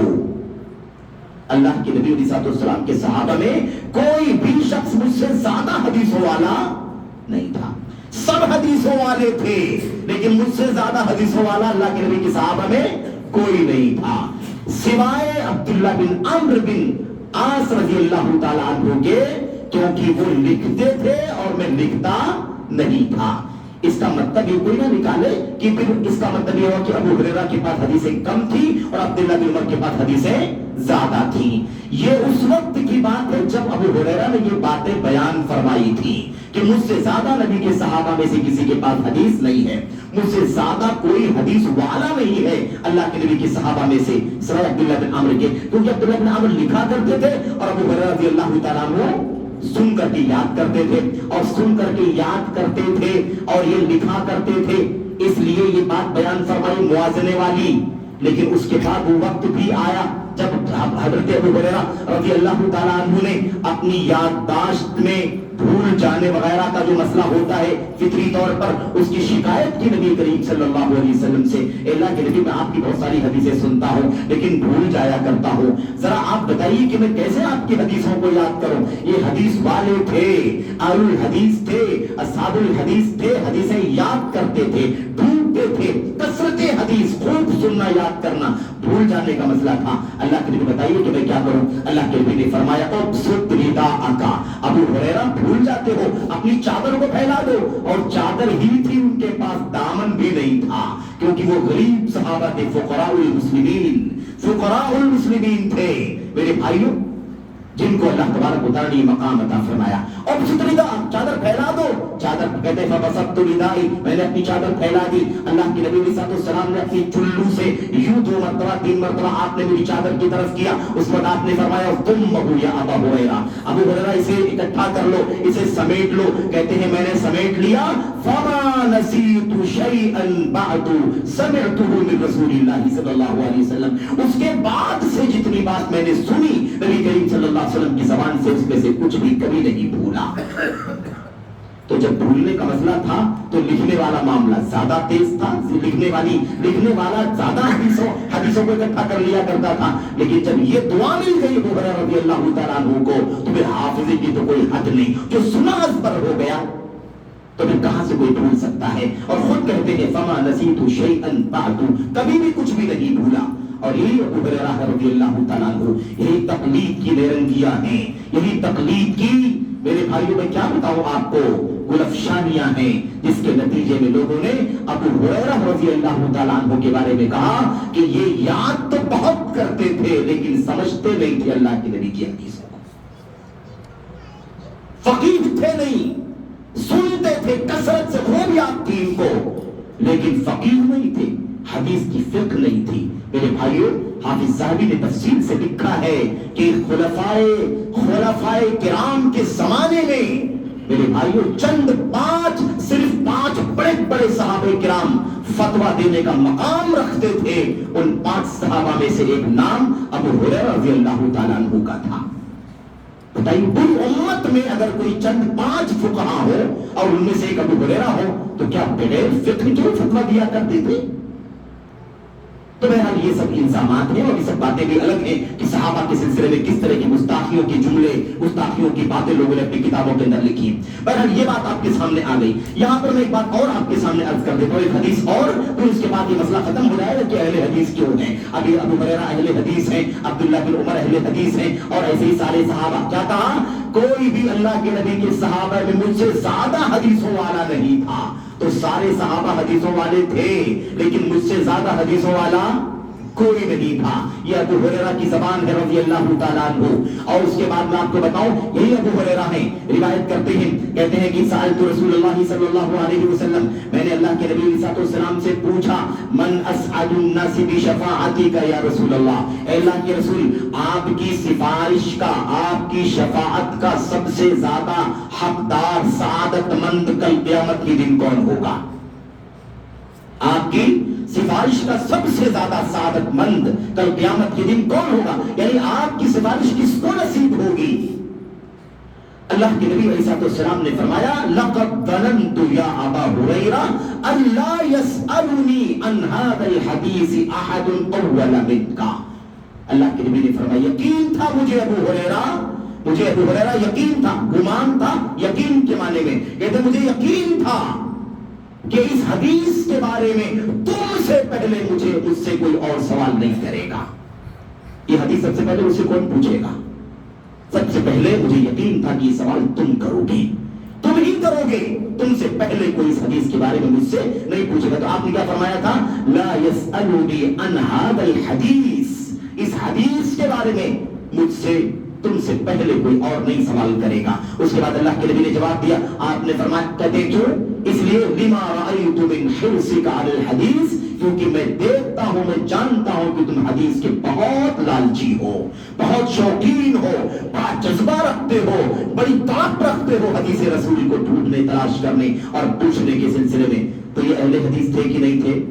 ये अहले हदीस थे, इसीलिए उनके रास्ते पर हम चलते हैं, चलने की दावत देते हैं। यही दावत अहले हदीस है कि सब हदीस वाले बन जाओ, सब हदीस वाले बन जाओ, यही दावत अहले हदीस है। हत्ता कि अहले हदीस की दावत तो ये भी है कि अगर आप इन अइम्मे अरबा से अपनी निस्बत जोड़ते हैं और अपने आप को इन अइम्मा में से किसी की तरफ मंसूब करके अगर अपने आप को हनफी कहते हैं या मिसाल के तौर पर मालिकी कहते हैं या अपने आप को शाफी कहते हैं या आपको हम्बली कहते हैं और इन तमाम अइम्मा पर अल्लाह तबारक व तआला की रहमत हो, रिज़वान हो, अगर आप निस्बत करते हैं इस माने में कि आप इनकी तकलीद करते हैं, इनका कहा मानते, जो कुछ कहा आप मानते हैं, ये नहीं तलाश करते कि इनके कहने की दलील क्या है, इनके फतवे की दलील क्या है, इनके फैसले की दलील क्या है, इनके हलाल कहने का हवाला क्या है, इनके हराम कहने का हवाला क्या है। आप ये सब नहीं देखना चाहते। अगर आप ये अकीदा रखते हैं कि इन इमामों के साथ हमारी निस्बत है और हम इनकी बातों को जू का तू मानते हैं, तो अहले हदीस की दावत है कि आप अल्लाह वास्ते इन अपने इमामों जिनसे तुम निस्बत रखते, आप जिनसे निस्बत रखते हैं, आप इन इमामों के सही मानों में मुक़ल्लिद बन जाएं, सही मानों में इनका कहा मान लें, सही मानों में इन इमामों की तालीमात को तस्लीम कर लें। हमें अल्लाह की ज़ात से यकीन है कि आप सबके सब अहले हदीस हो जाएंगे, क्योंकि इन सारे अइम्मा अहले हदीस थे। अबू हनीफा अहले हदीस, मालिक अहले हदीस, शाफी अहले हदीस, अहमद बिन हंबल अहले हदीस, इन सब ने हदीस की दावत दी है। सही हदीस मेरा अकीदा, सही हदीस मेरा अकीदा, सही हदीस मेरा मसलक, सही हदीस मेरा मसलक, सारे इमामों ने तालीम दी है। साहब ने कहा, इमाम शाफी ने कहा, ला यहिल्लु लिरजुलिन, किसी आदमी के लिए हलाल नहीं है, मन इस्तबानत लहू सुन्नत रसूलिल्लाह सल्लल्लाहु अलैहि वसल्लम अन यदाहा लिक़ौली अहदिन काइलन मन कान, इसके सामने अल्लाह के नबी की सुन्नत वाज़े हो जाए, आपका फरमान ना जाए, आपका कौल आ जाए। किसी आदमी के लिए हलाल नहीं है कि किसी के कौल की बुनियाद पर उसे छोड़ दे, चाहे वो कोई भी हो। इमाम मालिक ने ये बात कहा, इमाम शाफी ने ये बात कही। इमाम शाफी ने कहा, हदीस देखो, हदीस अहले हदीस थे कि नहीं थे? इमाम शाफी अहले हदीस थे कि नहीं थे? इमाम शाफी कहते हैं, अल्लाह की कसम, और ऐसा जज्बा हदीस का आपको शायद कहीं सुनने को मिले। इमाम शाफी कहते हैं, कोई शख्स रास्ते में चल रहा हो, रास्ते में चलते चलते उसे कोई कागज का टुकड़ा दिखाई दे दे और उसके ऊपर क़ाला रसूलुल्लाह सल्लल्लाहु अलैहि वसल्लम के साथ कोई पाक मतन की लिखी हो, तो उसे ले जाकर के इमाम शाफी के हवाले से बयान कर दो। इमाम शाफी ने ये बयान करने के लिए कहा है, क्योंकि इमाम शाफी का मसलक हदीस रसूल ने सल्लल्लाहु अलैहि वसल्लम, ये तालीम है इमामों की, और यही बात सारे इमामों ने कही और कहना चाहिए भी। ये इमामत का मकाम जो अल्लाह ने उन्हें अता फरमाया है, इसीलिए अता फरमाया है कि वो सुन्नत के शहदाई थे, हदीसों के मतवाले थे, अल्लाह के नबी के कौल फेल के दीवाने थे। उसके सामने अपनी बात पेश करें, तसव्वुर भी नहीं किया जा सकता है। दीवार पर मारने के लिए कहा, दीवार पर मार दिया करो, ये इन अइम्मा की तालीम है। और अगर अल्लाह न करे अगर ये काम उनका होता कि वो अपनी साथ की तरफ बुलाते, मेरा कहा मानो, मेरी इत्तिबा करो, मेरा कौल फॉलो करो, मेरी तकलीद करो, हवाला मत देखो, दलील मत देखो, अगर किसी ने जुरात की होती तो इमामत तो दूर की बात है, अल्लाह ताला उन्हें जिल्लत के कटोरे में डाल दिया होता। یہ اللہ تبارک و تعالیٰ کی طرف سے ہے، اس لیے یہ مسئلہ سمجھنے کی ضرورت ہے۔ تو ائمہ کرام پر نہ کوئی الزام ہے، اور دعوت اہل حدیث کا خلاصہ یہی ہے، یہی دعوت اہل حدیث کا خلاصہ ہے۔ اگر کوئی تو اور بہت ساری باتیں کرتا ہے کہ رسولوں کو نہیں مانتے، یا اولیاء کو نہیں مانتے، کرامتوں کو نہیں مانتے، صحابہ کو نہیں مانتے، اور یا مثال کے طور پر آپ بہت ساری باتیں کہتے ہیں نا طلاق کے مسئلے میں، یا ایسے ہی کیا کہتے ہیں طلاق ثلاثہ کے مسئلے میں، ایسے ہی تراویح کے مسئلے میں، دو اذان کے مسئلے میں، جو بہت ساری باتیں کہتے ہیں صحابہ کو نہیں مانتے، یہ سب غلط فہمیاں ہیں جو پھیلائی جا رہی ہیں، الزامات ہیں جو دھرے جا رہے ہیں، تہمتیں ہیں جو بنائی جا رہی ہیں، اس کا حقیقت سے کوئی تعلق نہیں ہے۔ دعوت اہل حدیث یہی ہے جس کی وضاحت آپ کے سامنے کتاب و سنت کے حوالے سے کی جا رہی ہے، اور یہی دعوت حق ہے، یہی وہ مشن ہے، اس مشن پر دنیا میں عزت کا اور آخرت میں جنت کا وعدہ رب ذوالجلال نے کیا ہے۔ میرے بھائیوں، میرے بزرگوں، بات بہت زیادہ لمبی نہ ہو جائے، اللہ کے نبی صلی اللہ علیہ وسلم کی باتیں حدیثیں تو بہت ساری ہیں، آئیے میں کچھ شبہات کا آپ کے سامنے حوالہ تذکرہ کر کے اس کا میں انشاءاللہ تبارک و تعالیٰ ازالہ کرنا چاہتا ہوں۔ تو اب آپ دیکھیے، یہ جو دعوت اہل حدیث جو آپ کے سامنے پیش کی گئی، اس سے آپ کو یہ بات سمجھ میں آ گئی کہ یہی تو اصل اسلام ہے، کیونکہ قرآن میں اسی کی تعلیم، سنت میں اسی کی تعلیم، یہی اصل اسلام ہے۔ اب اس کا اسی راستے کی ہم دعوت دیتے ہیں۔ اب اگر آج کوئی کھڑا ہو اور کہے کہ نہیں نہیں یہ ایک نیا فرقہ ہے، 5واں نمبر کا، 4 مسلک تو ہم سنتے ہیں پوری امت کے لیے ہے، اور امت کے ساری امت کے لیے ان 4 مسلکوں میں سے کسی مسلک سے جڑنا، کسی امام سے وابستہ ہونا، اور اسی امام سے مسلک سے وابستہ ہو کر کے اپنے دین کے مسائل کو لینا اور عمل کرنا واجب ہے، سمجھ رہے ہیں؟ اور اس سے اگر کوئی نکلتا ہے تو وہ 5واں فرقہ ہوگا۔ وہ کیا ہوگا؟ 5واں فرقہ ہوگا، یا وہ نیا فرقہ ہوگا۔ اگر یہ کوئی بات کہتا ہے تو 2-3 باتیں ہو سکتی ہیں، یا تو وہ ہو سکتا ہے کہ لا علم ہو، لا علم ہو، اسے پتہ نہ ہو کہ یہ بات جو کہہ رہا ہے وہ صحیح ہے نا، اسے پتہ نہیں ہے، لا علمی میں بات کہہ رہا ہے۔ اور یا تو ایسا ہو سکتا ہے کہ اس کے اندر تعصب ہو، ہٹ دھرمی ہو اس کے یہاں، وہ جانتا ہو، لیکن عصبیت جو کبھی انسان کے دل میں ہوتی ہے نا، اس کی بنیاد پر اس طرح کی بات کہتا ہے۔ اور یا تو ایسا بھی ہو سکتا ہے کہ وہ غبی اور نادان ہو، کچھ سمجھتا بھی نہ ہو کہ کیا کہہ رہا ہے، کیوں کہہ رہا ہے، ایسا بھی ہو سکتا ہے۔ کیوں؟ اس لیے کہ اہل حدیث کی بات آپ کے سامنے پیش کی گئی، اس کی دعوت کی حقیقت آپ کے سامنے بیان کی گئی۔ یہ دعوت اصل اسلام ہے، اس کے سوا اسلام کیا ہے کوئی بتائے۔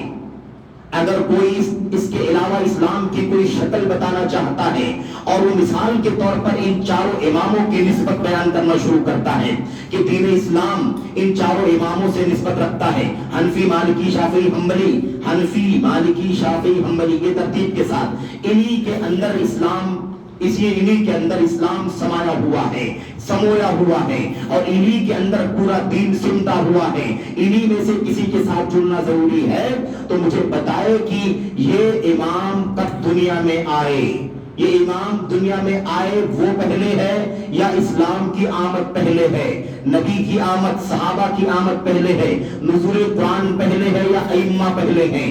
یہ ائمہ کرام اگر یہی دین اسلام کی 4 ائمہ اور ان کے مسلک دین اسلام کی سچی تعبیر ہے، تو بھلا بتاؤ کہ پہلے امام سے پہلے والے کیسے دین پر عمل کرتے تھے۔ 80 ہجری میں امام ابو حنیفہ کی پیدائش ہوئی، سن 150 میں ان کی وفات ہوئی، تو 150 سے پہلے مثال کے طور پر، یا 80 سے 100 سے پہلے آپ مان لیں، جب 20 سال 22 سال کے امام صاحب رہے ہوں گے، اس کے پہلے کے جو لوگ تھے وہ کیسے دین پر عمل کرتے تھے، اگر پورا دین ان 4 اماموں کے اندر سمٹا ہوا ہے؟ کوئی جواب دے سکتا ہے؟ مجھے امام ابن تیمیہ رحمۃ اللہ علیہ کا وہ فتویٰ یاد آتا ہے جو انہوں نے فتاویٰ میں نقل کیا، فتاویٰ میں ان کے نقل ہے، اس کا خلاصہ آپ کو بتاتا ہوں۔ ایک شخص نے امام شیخ الاسلام ابن تیمیہ رحمۃ اللہ علیہ سوال کیا، کہا کہ کیا جواب دیتے ہیں، کیا فتویٰ دیتے ہیں امت کے علماء اور ائمہ اس مسئلے کے بارے میں کہ ایک شخص سے کوئی پوچھتا ہے ایش مذہبوں کا، زیادہ تر لوگ خلیج میں رہے سب جانتے ہیں، تمہارا مسلک کیا ہے؟ ایک تو یہی جملہ ہے۔ امام ابن تیمیہ سے پوچھا گیا کہ کوئی کسی سے پوچھتا ہے تمہارا مسلک کیا ہے، تو وہ جواب میں کہتا ہے انا محمدی المذہب، میرا مسلک محمدی ہے، میرا مسلک حنفی نہیں، شافعی نہیں، مالکی نہیں، حنبلی نہیں، میرا مسلک کیا ہے؟ محمدی یعنی میں اللہ کی نبی صلی اللہ علیہ وسلم کی سنت پر قول فعل پر میں عمل کرتا ہوں، میرا مسلک سنت رسول ہے، میرا مسلک مسلک محمدی ہے۔ تو اس سے وہ سوال کرنے والا کہتا ہے نہیں، تمہارا یہ طریقہ غلط ہے، امت کے 4 بڑے ائمہ ہیں، ان اماموں میں سے کسی امام کے ساتھ وابستہ ہونا ضروری ہے، اور جس سے تم وابستہ ہوگے وہ تمہارا مسلک ہوگا۔ تو وہ آدمی فوراً سوال کرتا ہے یہ بتاؤ کہ اگر تمہاری یہ بات صحیح ہے تو الخلفاء الاربعہ ابو بکر عمر عثمان علی ومن بعدهم ماذا کان مذہبهم، اگر تمہاری یہ بات صحیح ہے تو ابو بکر عمر عثمان علی یہ چاروں بڑے صحابہ کرام خلفاء اربعہ، یہ چاروں اور ان کے بعد جو اور صحابہ آئے، ایش کان مذہبهم، ان کا مسلک پھر کیا تھا، ان کا مسلک پھر کیا تھا؟ اگر تم یہ کہتے ہو کہ چاروں اماموں میں سے کسی امام کے ساتھ جڑنا ضروری ہے اور اسی کے ساتھ ہی تمہیں رہنا ضروری ہے، تو پھر یہ بتاؤ کہ ائمہ خلفاء اربعہ اور ان کے بعد جو صحابہ تھے ان کا مذہب کیا تھا؟ کیونکہ ظاہر ہے کہ یہ سب کے سب لوگ ان اماموں سے پہلے والے، ان اماموں سے پہلے والے۔ امام صاحب یہ بتائیے کہ ایسا کہنے والے کے بارے میں آپ کا کیا خیال ہے؟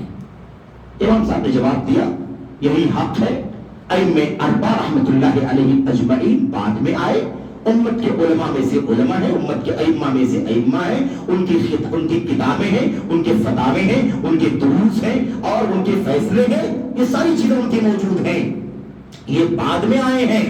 وہ جو بات کہہ رہا ہے انا محمدی المذہب، میرا مسلک محمدی ہے، وہی بات صحیح ہے، کیونکہ اسی پر سب کو چلنا ضروری ہے، اسی پر ابو بکر عمر عثمان علی طلحہ زبیر فاطمہ سارے اور اسی پر یہ ائمہ ابو حنیفہ شافعی مالک شافعی احمد بن حنبل سارے ائمہ اسی پر چلتے رہے۔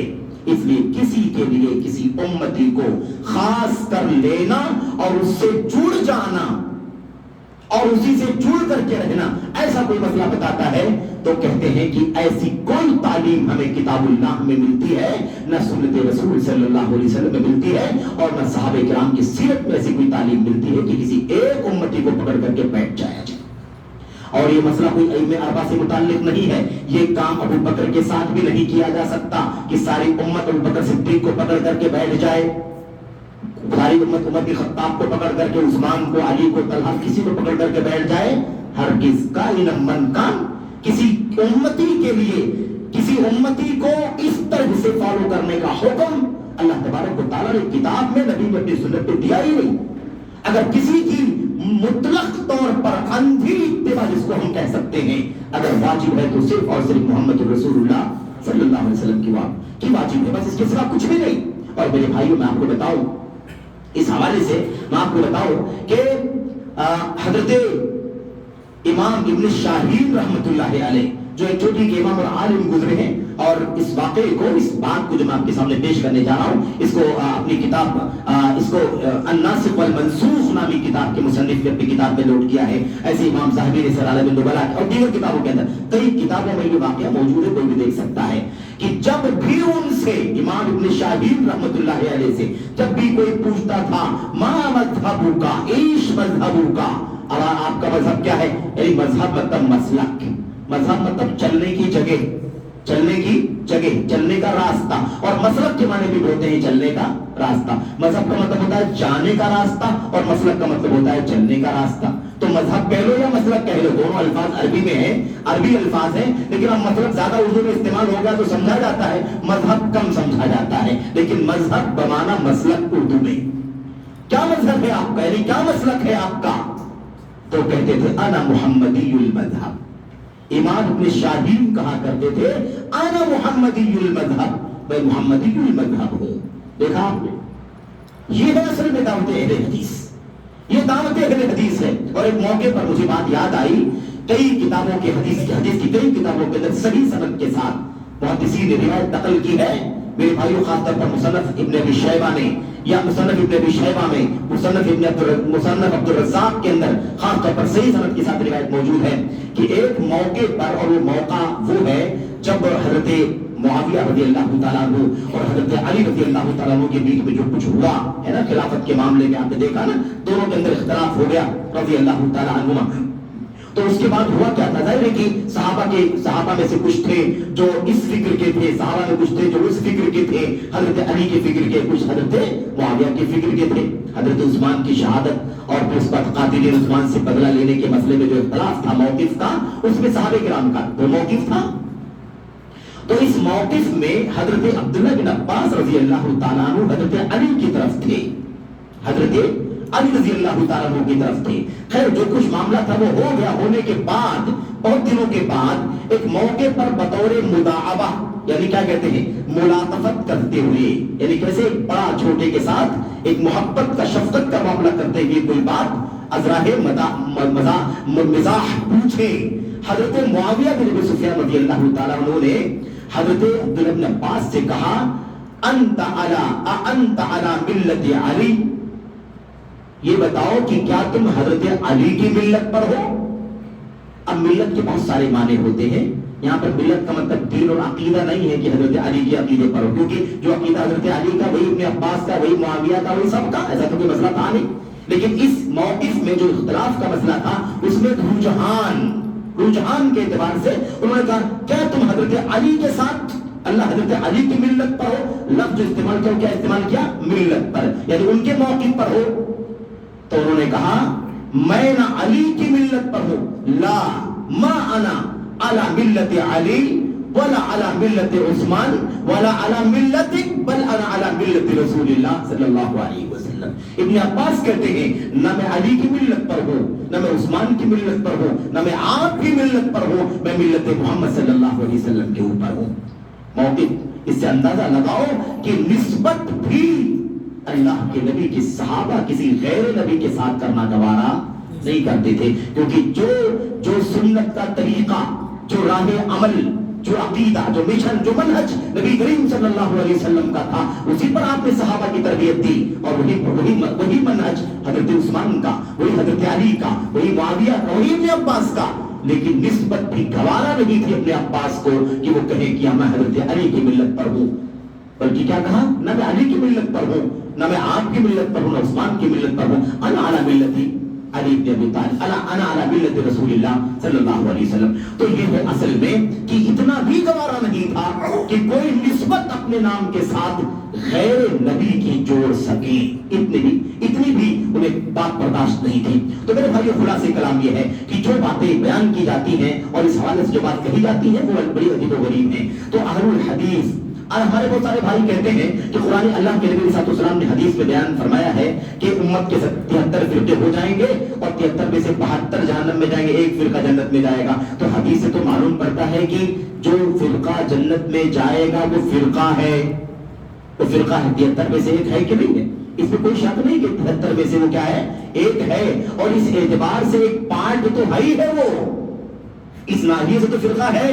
لیکن بات سمجھنے کی ہے، ہم کہتے ہیں اہل حدیث کوئی فرقہ نہیں ہے، اس کا مطلب کیا ہوتا ہے؟ اس کا مطلب یہ ہوتا ہے کہ کوئی نیا راستہ نکالنے والا قرآن کو چھوڑ کر کے کسی اور چیز پر چلے گا، سنت کو چھوڑ کر کے کسی امتی کو آگے بڑھائے گا، کسی اور مشن پر، کسی اور منہج پر چلے گا، کسی اور کو اپنا اگوا اور پیشوا مانے گا، یہ وہ اہل حدیث ایسا کوئی فرقہ نہیں ہے۔ اہل حدیث جو فرقہ حدیث کے اندر بن رہا ہے، اس کی حیثیت، اس کی نوعیت ذرا سمجھو، اس کی نوعیت ذرا سمجھو میرے بھائیوں۔ ایک ہے اصل مشن، اس اصل مشن پر آپ قائم ہیں، اور اسی اصل مشن پر بعد میں آنے والوں کو بھی قائم رہنا چاہیے، لیکن آپ تو قائم ہیں اور آپ کے ساتھ بہت سارے لوگ جڑے، ان میں سے سب ملا کر کے 72 ایسی ٹولیاں ہو گئی جو الگ الگ راستے پر چلی گئی، لیکن آپ جو 73ویں تھے، جس راستے پر آپ چل رہے تھے اسی راستے پر آپ چلتے رہے۔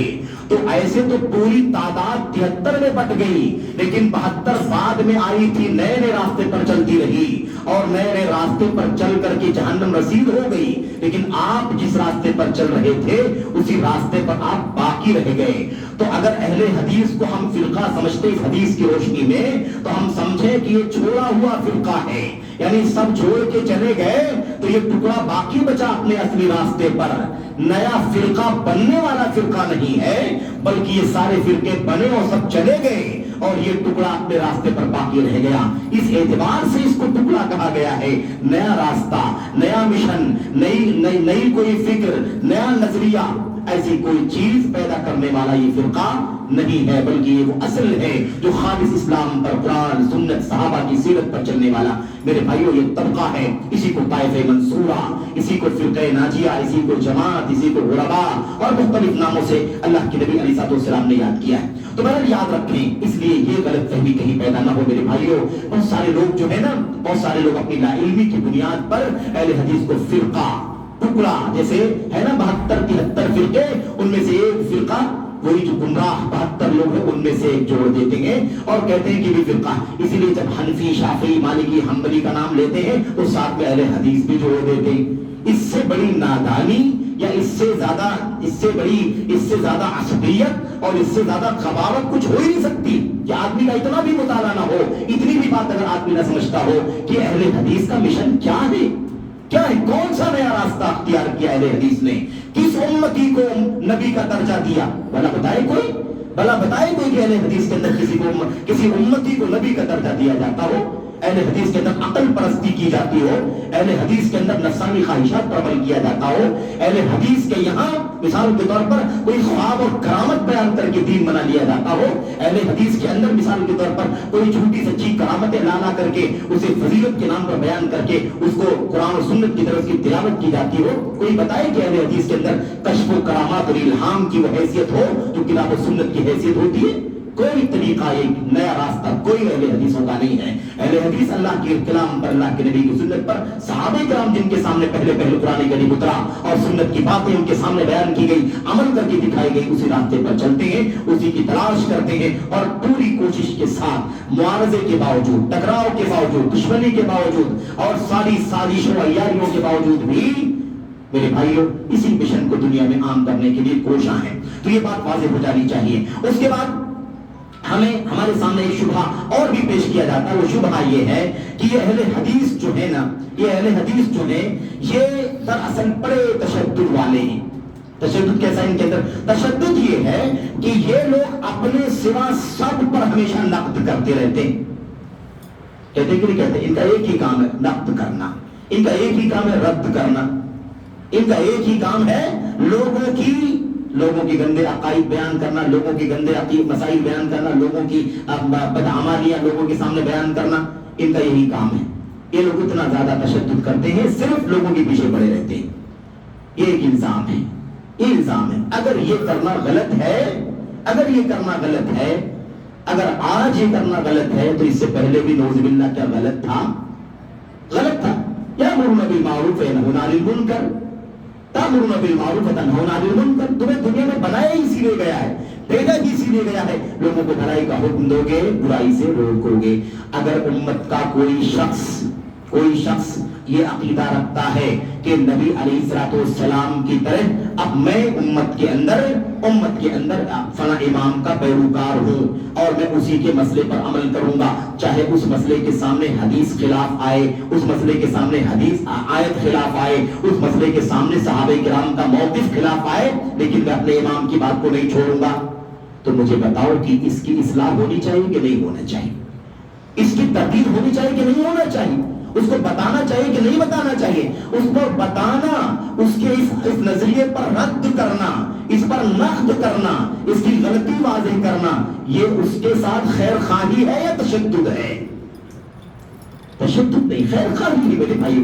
ایسے تو مشرکین مکہ بھی کہتے تھے، اتنی شدت، ہمارے باپ دادوں کا دین، ہمارے باپ دادوں کے معبودان کو پوجنے نہیں دیا جا رہا ہے.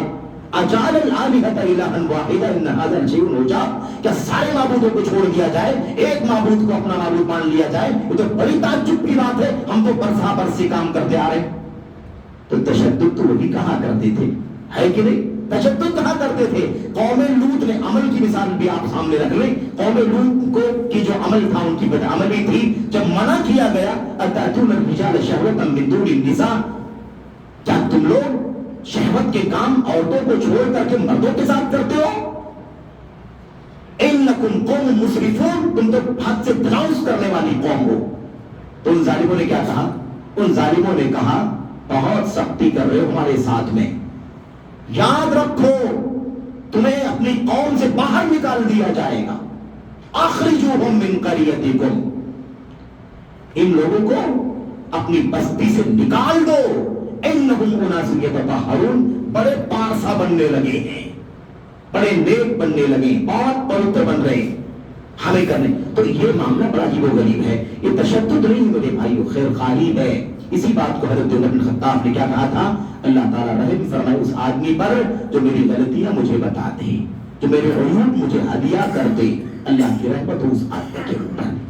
تو بہرحال کہنے کا مطلب کیا ہے کہ یہ تشدد نہیں ہے. سب پر رد نہیں کرتے، غلطیوں پر رد کرتے ہیں، غلط عقیدوں کی تردید کرتے ہیں. آج اللہ تبارک و تعالیٰ کا کلام ہمارے سامنے ہے. سات آیتیں قرآن کریم کی ماتھے کی نگاہوں سے پڑھی جا سکتی ہیں، کوئی غموض نہیں، کوئی پیچیدگی نہیں. اللہ تبارک و تعالیٰ نے فرمایا الرحمن علی العرش استویٰ، اللہ تبارک و تعالیٰ عرش پر مستوی ہے. اللہ عرش پر بلند ہے، عرش پر بلند ہے. اللہ کی ذات کہاں ہے؟ عرش پر بلند ہے. اللہ کا کلام بار بار کہتا ہے. دنیا بھر کی آیتیں حدیثیں اس پر دلالت کرتی ہیں. آج اگر ہمارا کوئی بھائی یہ عقیدہ رکھتا ہے کہ اللہ تبارک و تعالیٰ ہر جگہ موجود ہے، ذرے ذرے میں موجود ہے، ہر مجلس میں موجود ہے، مسجد میں، گھر میں، آفس میں، ٹیبل، ہر جگہ موجود ہے، تو آپ بتائیے کہ یہ عقیدہ باطل ہے کہ نہیں باطل ہے؟ گندا ہے کہ نہیں گندا ہے؟ غلط ہے کہ نہیں غلط ہے؟ تو اس کی اصلاح کرنی چاہیے کہ نہیں کرنی چاہیے؟ اس پر نقد ہونا چاہیے کہ نہیں ہونا چاہیے؟ اس کی تردید ہونی چاہیے کہ نہیں ہونی چاہیے؟ میرے بھائیوں، اللہ تعالیٰ ہر جگہ نہیں ہے. اللہ کی ذات عرش پر مستوی ہے، کما یلیق بجلالہ وعظمتہ، جیسے اس کی شان ہے. وہ جانتا ہے کیسے بلند ہے، لیکن ہم جانتے ہیں اللہ نے فرمایا ہے کہ اللہ عرش پر بلند ہے. اس لیے اس کو اپنی مجلس میں کہاں لاتے ہو؟ کہاں عقیدہ رکھتے ہو کہ اللہ ہمارے بیچ میں ہے، ہمارے ٹیبل پہ ہے، ہماری مجلس میں ہے، ہمارے بیڈ روم میں، ہر جگہ؟ کہاں سے تم کیسا عقیدہ رکھتے ہو؟ میرے بھائیوں، عقیدہ باطل ہے. اللہ تبارک و تعالیٰ کا علم، اللہ کی اطلاع، اللہ کی سماعت، اللہ کی بصارت، اللہ کی ربوبیت کی خوبیاں پوری مخلوقات کو محیط ہیں، اس سے کسی کو انکار نہیں ہے. لیکن اللہ اپنی ذات کے ساتھ عرش پر مستوی ہے. اب اس کو کوئی کہتا ہے کہ اس میں کون سی بڑی بات ہے؟ اللہ تبارک و تعالیٰ کے بارے میں اتنی زیادہ بحث کرنے کی ضرورت کیا ہے؟ اللہ تعالیٰ عرش پر ہو یا کہیں بھی ہو، اس کی مرضی ہے، دنیا کائنات اس کی ہے. میرے بھائیوں، عقیدے کا مسئلہ ہے. اپنے رب کے بارے میں ہم نہیں جانتے کہ ہمارا رب کہاں ہے. کیا ہمیں نہیں معلوم ہونا چاہیے اپنے اللہ کے کلام کی روشنی میں، نبی کے فرمان کی روشنی میں، کہ اللہ تبارک و تعالیٰ کہاں ہے، ذات کے ساتھ کہاں ہے، اپنی ربوبیت کی صفات کے ساتھ کہاں ہے؟ ہمیں جاننا چاہیے کہ نہیں جاننا چاہیے؟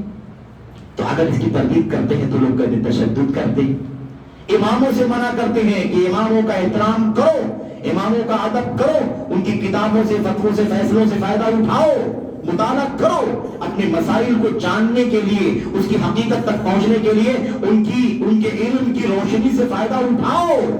لیکن کوئی بات ان کی نبی کی سنت کے خلاف ہو، آنکھ بند کر کے ماننے کا عقیدہ چھوڑ دو، کیونکہ یہ ایمان نہیں ہے، یہ دین نہیں ہے، یہ سنت نہیں ہے، یہ مسلمانیت نہیں ہے، یہ گناہ کا کام ہے، جرم ہے. یہ تم نے غیر نبی کو نبی کا مقام دے دیا. تو لوگ کہتے ہیں شدت برتتے ہیں، تقلید کی برائی کرتے ہیں، تقلید، ہم اپنے اماموں کا مقام اور ہمارے اماموں کی تنقید. اب وہ کہتے ہیں اماموں کی تنقید کرتے ہیں آپ. اماموں کی کوئی تنقید نہیں، یہ اماموں کی تعلیم ہے، یہی اماموں کی تعلیم ہے. اس لیے اس میں کوئی عیب کی بات نہیں ہے، اس لیے بات سمجھنے کی ہے. آئیے میں ایک دو باتیں اور آپ کے سامنے جو شبہات کی ہوں آپ کے سامنے پیش کر کے پھر انشاءاللہ تبارک و تعالیٰ بات کو میں کلوز کرتا ہوں، ختم کرتا ہوں.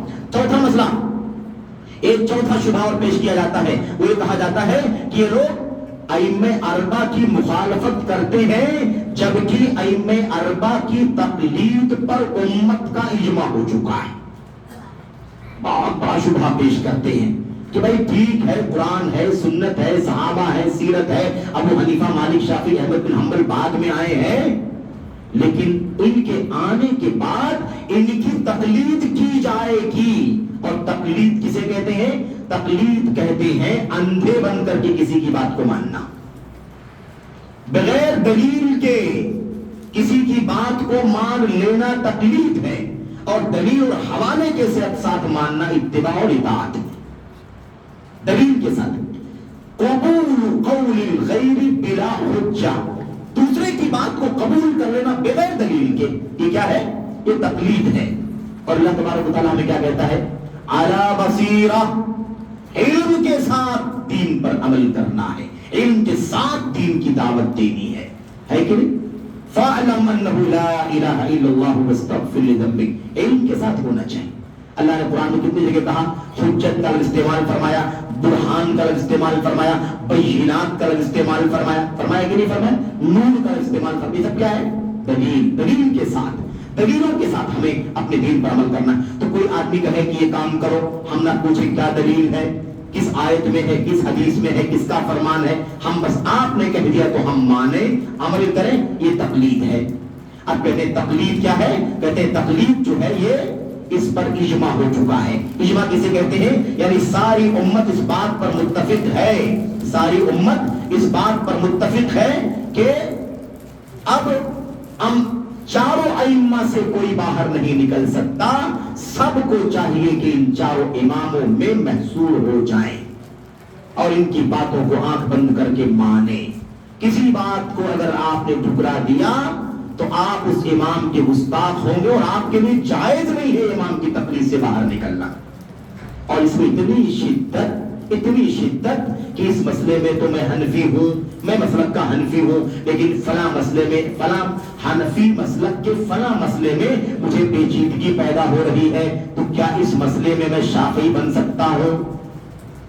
اتنی شدت، ایسا لگتا ہے کہ قرآن و سنت ہے کہ ہم نہیں نکل سکتے۔ قرآن و سنت سے زیادہ اہمیت دے دی گئی تقلید کو۔ تو یہ عقیدہ میں آپ کے سامنے کہنا چاہتا ہوں، اتنا بتانا چاہتا ہوں کہ ائمہ اربعہ کے بارے میں یہ کہنا کہ ان کی تقلید پر اجماع ہو چکا ہے، اور اجماع ہونے کے باوجود یہ اہل حدیث اس کی مخالفت کرتے، کہتے تقلید نہ کرو، تقلید حرام ہے، تقلید شخصی حرام ہے، اور اندھی تقلید حرام ہے، ایک کو پکڑ کر کے بیٹھ جانا جائز نہیں ہے۔ جبکہ ائمہ اربعہ کی تقلید کیا ہو چکی ہے؟ واجب ہو چکی ہے، اس پر اجماع۔ یہ شبہہ ہے، یہ شبہہ ہے۔ میں اس بارے میں آپ کے سامنے ایک لمبی بات کرنے کے بجائے میں ایک حوالہ آپ کے سامنے پیش کرنا چاہتا ہوں۔ وہ حوالہ ہے کس کا معلوم آپ کو؟ امام علامہ شنقیطی رحمۃ اللہ علیہ کا۔ علماء جانتے ہیں علامہ شنقیطی رحمۃ اللہ علیہ کی 9 جلدوں میں بہت ساری کتابیں ہیں، لیکن 9 جلدوں میں تفسیر کی کتاب ہے، اضواء البیان فی تفسیر القرآن بالقرآن۔ اضواء البیان، قرآن کی تفسیر قرآن کے ذریعے سے، قرآن کی تفسیر قرآن کی آیات کے ذریعے سے۔ اس کے اندر اس کتاب کے اندر وہ لکھتے ہیں، اور یہ بات اچھی سے سمجھ لو، کہتے ہیں جس تقلید کے بارے میں ہم کہتے ہیں کہ وہ تقلید حرام ہے، امت کے اندر جائز نہیں ہے، وہ تقلید کون سی ہے؟ وہ تقلید ہے امت کے اندر کسی ایک آدمی کو مقرر کر کے اس کی تقلید کر لینا، ہے نا، کسی ایک امام کو، عالم کو مقرر کر کے، فکس کر کے اس کی تقلید کر لینا۔ یہ تقلید ہے جس کی ہم مخالفت کرتے ہیں، جسے ہم جائز نہیں سمجھتے۔ کیوں اس لیے جائز نہیں سمجھتے ہیں کہ اس بارے میں نہ قرآن کی کوئی دلیل آئی ہے، نہ سنت کی دلیل آئی ہے، نہ اس بارے میں صحابہ کرام میں سے کسی نے کوئی بات کہی ہے، اور نہ تینوں صدیوں میں سے کسی نے کوئی بات کہی ہے۔ خلفائے حضرات صحابہ کرام، تابعین، تبع تابعین، جن تینوں صدیوں کی فضیلت اللہ کے نبی نے بیان فرمائی ہے، ان پورے 3 صدیوں کے اندر کسی ایک شخص نے بھی ایسی بات نہیں کہی ہے کہ ایک متعین آدمی کی تقلید کرنا واجب ہے۔ کہتے ہیں کہ یہ چیز کہیں بھی نہیں ملتی، اور ساتھ ہی ساتھ کہتے ہیں یہ خود ائمہ اربعہ کے اقوال کے بھی خلاف ہے، کیونکہ ائمہ اربعہ میں سے بھی کسی نے نہیں کہا ہے کہ تو امت میں کسی ایک آدمی کو مضبوطی کے ساتھ، اسی پر جمود کے ساتھ پکڑ کر کے بیٹھ جایا جائے، یہ کسی نے بھی نہیں کہی، حتیٰ کہ خود ائمہ اربعہ نے بھی بات نہیں کہی ہے۔ کیا کہا تھا؟ لا تقلدنی ولا تقلد مالکا ولا شافعیہ ولا ثوریہ، نہ میری تقلید کرو، نہ مالک کی، نہ ابو حنیفہ کی، نہ شافعی کی، نہ ثوری کی، وَخُذُوا مِنْ حَيْثُ أَخَذُوا، اور وہیں سے دین کا علم حاصل کرو جہاں سے انہوں نے دین کا علم حاصل کیا ہے۔ امام ابو حنیفہ رحمۃ اللہ علیہ نے کیا کہا تھا؟ ابو حنیفہ نے فرمایا تھا لا يحل لرجل لا يحل لأحد ان يفتي بقولنا ما لم يعلم من اين قلنا، کہتے کسی بھی آدمی کے لیے حلال نہیں ہے کہ ہمارے کسی فتوے کی بنیاد پر فتویٰ دے دے جب تک کہ اسے پتہ نہ ہو اس فتوے کی دلیل ہمارے پاس کون سی ہے۔ تو دلیل کے بغیر فتویٰ خود ائمہ اربعہ کے یہاں بھی جائز نہیں تھا، اس لیے جسے معلوم نہیں ہے کہ ہم نے کوئی فتویٰ دیا اس کی دلیل کیا ہے، اس کے لیے ہمارے قول کے مطابق فتویٰ دینا جائز نہیں ہے. یہ بات بیان فرمائی. خیر اس کے بعد سنیے, یہ علامہ شنقیطی کی بات ہے. ابھی کہتے ہیں, اور اس کو یاد رکھنا, کہتے ہیں عالم معین مقرر کردہ فکس کردہ عالم کی تقلید کرنا من بدع القرن الرابع, چوتھی صدی ہجری کی بدعتوں میں سے ہے. لوگ کہتے ہیں کہ یہ لوگ تقلید کو بدعت کہتے ہیں, جبکہ تقلید پر اجماع ہو چکا ہے اور اہل حدیث تقلید کو بدعت کہتے ہیں. میرے بھائیوں, اہل حدیث تقلید کو بدعت اس لیے کہتے ہیں کیونکہ وہ ہے بدعت. بدعت کسے کہتے ہیں؟ قرآن میں نہیں, سنت میں نہیں, صحابہ کے یہاں نہیں, تابعین نہیں, تبع تابعین نہیں, خود ائمہ اربعہ کے یہاں موجود نہیں ہے. چوتھی صدی ہجری میں 300 سال امت کے گزر گئے. اس کے بعد یہ تقلید کا مسئلہ آیا کہ ایک امام کو پکڑ کر کے بیٹھنا ضروری ہے. یہ کس کی بدعت ہے؟ یہ چوتھی صدی ہجری کی بدعت ہے. یہ میں نہیں کہتا, یہ خود کس نے کہا ہے؟ یہ امام علامہ شنقیطی رحمۃ اللہ علیہ نے, مختار شنقیطی رحمۃ اللہ علیہ نے کہا من بدع القرن الرابع, چوتھی صدی ہجری کی بدعت میں سے ہے. ومن, اور آگے سنیے چیلنج, یہ دیکھو چیلنج, ومن یدعی خلاف ذلک, اور جو اس کے علاوہ کسی بات کا دعویٰ کرتا ہو, کسی کو دعویٰ ہو کہ ایسا نہیں ہے, اس کے علاوہ کا دعویٰ کرتا ہو, کہتے فَلْيُعَيِّن لَنَا رَجُلًا وَاحِدًا مِنَ الْقُرُونِ الثَّلَاثَةِ الْأُوَلِ, تو وہ ایک آدمی کو متعین کر کے دکھا دے تینوں صدیوں میں سے, صحابہ, تابعین, تبع تابعین, ان تینوں صدیوں میں سے کسی ایک آدمی کو متعین کر کے بتا دے جس آدمی نے ایک مقرر متعین امام کے پیچھے چلنے کو واجب قرار دیا ہو. بات کریں, ایک آدمی کو بتائے, 300 سال تک میں کہتے ہیں ایک آدمی کو بتا دے کہ اس نے خاص کیا ہو کہ فلاں کی تقلید کرنا ضروری ہے. آگے کہتے ہیں وَلَن يَسْتَطِيعَ ذَلِكَ أَبَدًا, ہرگز وہ ایسا نہیں پیش کر سکتا ہے, ہرگز اسے اس کی طاقت ہے بھی نہیں, پیش کر ہی نہیں سکتا ہے. کیوں؟ کہتے ہیں لِأَنَّهُ لَمْ يَقَعْ الْبَتَّةً, کیونکہ ایسا ہوا ہی نہیں ہے, ایسا پیش ہی نہیں آیا ہے, تو کہاں سے بھی لا کر کے پیش کر سکتا ہے. تو کہنے کا مطلب یہ کیا ہے؟ یہ اہل حدیث کے خلاف, اہل حدیث کے سلسلے میں جو شبہات ہیں, ان شبہات میں سے ایک بہت بڑا شبہ ہے, اور اس کا خلاصہ یہی ہے کہ یہ کہنا کہ ائمہ اربعہ کی تخلیق پر اجماع ہو چکا ہے. کوئی اجماع نہیں ہے, کوئی اجماع نہیں ہے, اور اجماع ہو بھی نہیں سکتا ہے. یہ چوتھی صدی ہجری کی بدعتوں میں سے ہے, اور اس بات کو خود حجت اللہ البالغہ کے اندر علامہ دہلوی رحمۃ اللہ علیہ نے بھی لکھا ہے کہ امت کے اندر سب سے پہلے اگر ائمہ اربعہ کی تقلید کرنے کا کام شروع ہوا تو علی رأس القرن الرابع, چوتھی صدی ہجری کے آغاز میں یہ مسئلہ شروع ہوا. 300 سال تک امت کے اندر یہ فکرہ تھا ہی نہیں. سارے ائمہ کی وفات ہو چکی تھی. ابو حنیفہ وفات پا گئے, مالک وفات پا گئے, شافعی وفات پا گئے, احمد بن حنبل 241 میں بھی وفات پا گئے. ان کے بعد چوتھی صدی ہجری کے شروع میں یہ فکرہ آیا کہ نہیں, اماموں کے پیچھے آزاد کتنا رہیں گے, کتنا اجتہاد کریں گے, کتنا مسائل پوچھیں گے, چاہو اماموں کو پکڑ کر کے بیٹھ جاؤ, جس کو جو سمجھ میں آئے, لیکن پکڑنے کے بعد پھر اس سے باہر نہ نکلے. یہ چوتھی صدی ہجری کی بدعت میں سے ہے. تو اس پر کوئی اجماع نہیں ہوا ہے. کوئی اگر آئے دعویٰ کرنے کے لیے اور کہے کہ اجماع ہوا ہے تو بتا دو کہ یہ جھوٹ ہے. اور اجماع کسے کہتے ہیں؟ آج کوئی اگر باطل پر اکٹھا ہو جائے تو کیا اس کو اجماع کہا جائے گا؟ صحابہ, تابعین, تبع تابعین کی زندگیوں میں تھا اجماع؟ نہیں تھا, کسی نے نہیں کہا, خود ائمہ اربعہ نے نہیں کہا, جن کی بات کی جا رہی ہے کہ ان کی تقلید کرنی, تو کہاں سے اجماع ہو جائے؟ تو یہ دعویٰ ہے, جھوٹا دعویٰ, اس کی کوئی حقیقت نہیں ہے. اس کے بعد ایک آخری شبہ اور بھی ہے, اور وہ شبہ یہ ہے کہ ہمیں اسلام کی دعوت دینی ہے, اور اسلام, اچھا بات چل رہی تھی نا, ائمہ اربعہ کی بات جو چل رہی تھی, اس حوالے سے امام ابن تیمیہ رحمۃ اللہ علیہ کی وہ بات آپ کو یاد رہنی چاہیے, جس میں انہوں نے کہا تھا کہ مذہب اہل سنت والجماعت قدیم, مذہب السلف قدیم, اہل سنت والجماعت کا مذہب, ان کا مسلک, ان کا طریقہ پرانا ہے. وہ ابو حنیفہ سے پہلے ہے, مالک سے پہلے ہے, شافعی سے پہلے, احمد بن حنبل کے پیدا ہونے سے پہلے. یہ ائمہ پیدا ہی نہیں ہوئے تھے. ظاہر سی بات ہے 80 ہجری میں سب سے پہلے امام زمانی اعتبار سے سب سے پہلے امام ابو حنیفہ ہیں, ان کی پیدائش 80 ہجری میں ہوئی ہے. میرے بھائیوں, اللہ کے نبی محمد رسول اللہ صلی اللہ علیہ وسلم کی وفات 11 ہجری میں ہو گئی کہ نہیں ہوگی؟ 11 ہجری سے 80-70 سال کا عرصہ امام ابو حنیفہ کی پیدائش سے پہلے کا گزرا ہوا ہے. اس سے پہلے یہ راستہ تھا کہ نہیں تھا؟ صحابہ تابعین کا راستہ تھا کہ نہیں تھا؟ ابو بکر عمر عثمان علی کا راستہ تھا کہ نہیں تھا؟ وہ 1,00,000 صحابہ کرام جو آپ کے ساتھ حجۃ الوداع میں موجود تھے، یہ مسلک تھا کہ نہیں تھا اہل حدیث کا؟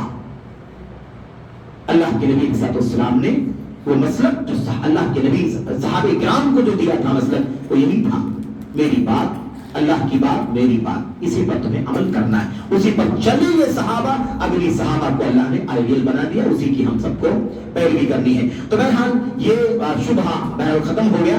آخری بات جو تھی وہ یہ تھی کہ یہ ہمارے اپنے لوگوں کی بات ہے جو اہل حدیث ہیں، اور وہ بہت زیادہ کبھی کبھی بہت سارے لوگوں کے بہکاوے میں آ کر یا مثال کے طور پر ان کی بہت ساری باتوں سے الجھ کر یہ بات کہتے ہیں کہ ہمیں اپنا نام لینے کی کوئی ضرورت نہیں ہے، ہم قرآن و سنت کو حق مانتے ہیں، صحابہ کرام کے منہج کو حق مانتے ہیں، تو قرآن و سنت اور منہج حق پھیلائیں، ہمیں کوئی ضرورت نہیں ہے نام لینے کی۔ قرآن و سنت کا نام ہے، قرآن و سنت میں اہل حدیث کا نام ہے، قرآن و سنت میں سنت کا نام ہے، اس لیے ہمیں سنت کا نام لے کر کے قرآن و سنت پھیلانا ہے۔ قرآن و سنت پھیلانا ہے نام لے کر کے، حوالہ دے کر کے۔ ہم کیوں نہ کہیں کہ یہ حدیث میں اللہ کے نبی نے فرمایا ہے اور ہم حدیث پر عمل کرنے والے ہیں، اہل حدیث ہے اس لیے حدیث پر عمل کر رہے ہیں، اہل حدیث ہے اس لیے حدیث پر، اہل سنت ہے اس لیے سنت پر، اہل اثر ہے اس لیے اثر پر، ہے کہ نہیں؟ علماء ہیں، یعنی دنیا میں بڑا فساد پھیل چکا ہے، ان کی اصلاح کرنے والے اللہ کے نبی نے فرمایا تھا غربا کون ہوں گے؟ اللہ کے نبی نے فرمایا تھا کہ غربا ہوں گے، دین اجنبی ہو جائے گا، اسلام اجنبی ہو جائے گا۔ صحابہ نے پوچھا تھا اللہ کے نبی غربا کون ہے؟ دوسری روایت میں پوچھا غربا کون ہے؟ اللہ کے نبی صلی اللہ علیہ وسلم نے فرمایا تھا الذین یصلحون اذا فسد الناس، غربا وہ ہوں گے جب سارے لوگوں میں بگاڑ آ جائے گا تو تھوڑے لوگ صحیح راستے پر چل رہے ہوں گے، تو تھوڑے ہوں گے اس لیے اجنبی مانے جائیں گے، زیادہ ہوں گے بھیڑ ہوگی، وہ بھیڑ ان تھوڑے لوگوں کو اجنبی کہے گی۔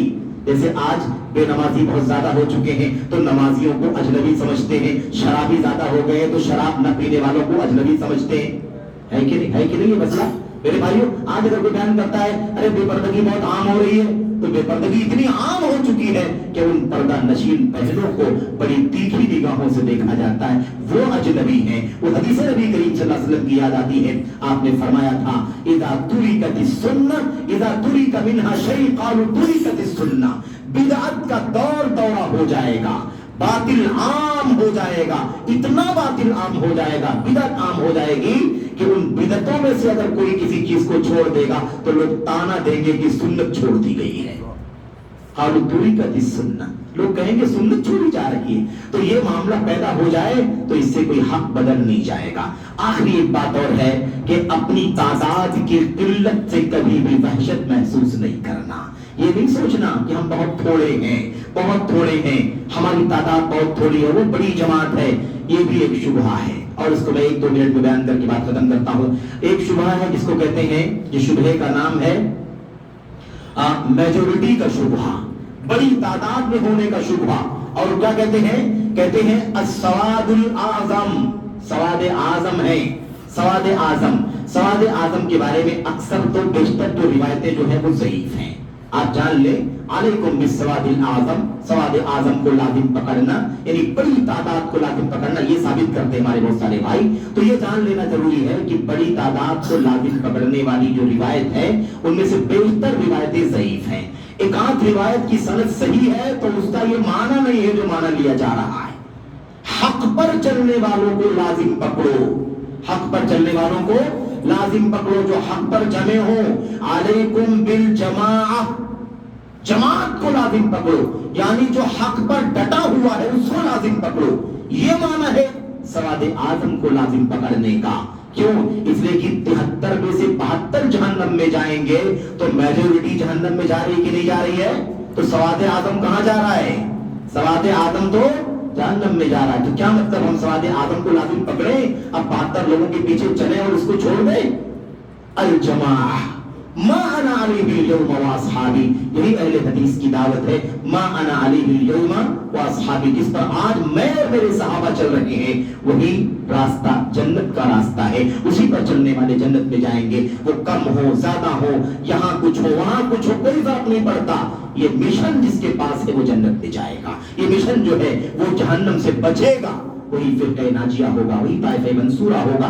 تو یہ بات نبی کریم صلی اللہ علیہ وسلم نے ہمیں سمجھا دی، اس لیے یہ مسئلہ نہیں آنا چاہیے۔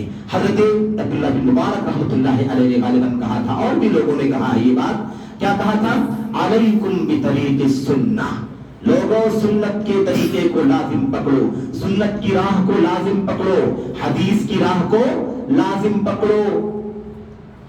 وَلَا تَسْتَوْحِشْ بِقِلَّةِ السَّالِكِينَ، کم چلنے والوں سے وحشت محسوس مت کرو۔ آخری بات ہے، چلنے والے کم ہیں سنت پر تو اس سے وحشت محسوس مت کرو۔ وَإِيَّاكَ، اور خبردار فرقوں کے پیچھے مت چلنا، اس راستے کے علاوہ جو راستے ہیں ان پر مت چلنا۔ وَلَا تَغْتَرَّ بِكَثْرَةِ الْهَالِكِينَ، اور بہت بڑی تعداد ہلاک ہونے والی ہے تو ان کی کثرت سے، میجورٹی سے دھوکہ نہیں کھانا، تو اپنی قلت سے، چھوٹی تعداد سے وحشت محسوس نہیں کرنا اور ہلاک ہونے والوں کی کثرت سے دھوکہ نہیں کھانا۔ فَإِنَّ الْأَمْرَ يَنْجَلِي، کیونکہ معاملہ کھل جائے گا، روشنی پیدا ہو جائے گی، انشاءاللہ روشنی پیدا ہو جائے گی۔ وَأَنْتَ عَلَى الْهُدَى الْمُسْتَقِيمِ، اور تم صراط مستقیم پر قائم رہو گے۔ تو اللہ سے دعا کرتے ہیں کہ اللہ تبارک و تعالیٰ ہمیں اور آپ کو اہل حدیث کا منہج، اہل حدیث کی حقیقت سمجھنے کی توفیق عطا فرمائے۔ اس بارے میں جو بہت ساری شبہات ہیں، بہت ساری غلط فہمیاں ہیں، اور ان میں سے چند باتوں کا تذکرہ آپ کے سامنے کیا گیا ہے سرسری طور پر، اللہ سے دعا ہے کہ اللہ عز و جل ہمیں اور آپ کو ان غلط فہمیوں سے، ان شبہات سے اپنے آپ کو بچانے کی توفیق عطا فرمائے، اور اللہ عز و جل اس خالص سنت کی راہ کو دنیا کے سامنے پیش کرنے کی، عام کرنے کی توفیق عطا فرمائے۔ ساری تکلیفوں کے باوجود بھی مشن پر اللہ ہم سب کو استقامت کی توفیق دے، آمین رب العالمین، وصلی اللہ وسلم وبارک علی نبینا محمد وعلی آلہ وصحبہ اجمعین۔ السلام علیکم ورحمۃ اللہ وبرکاتہ۔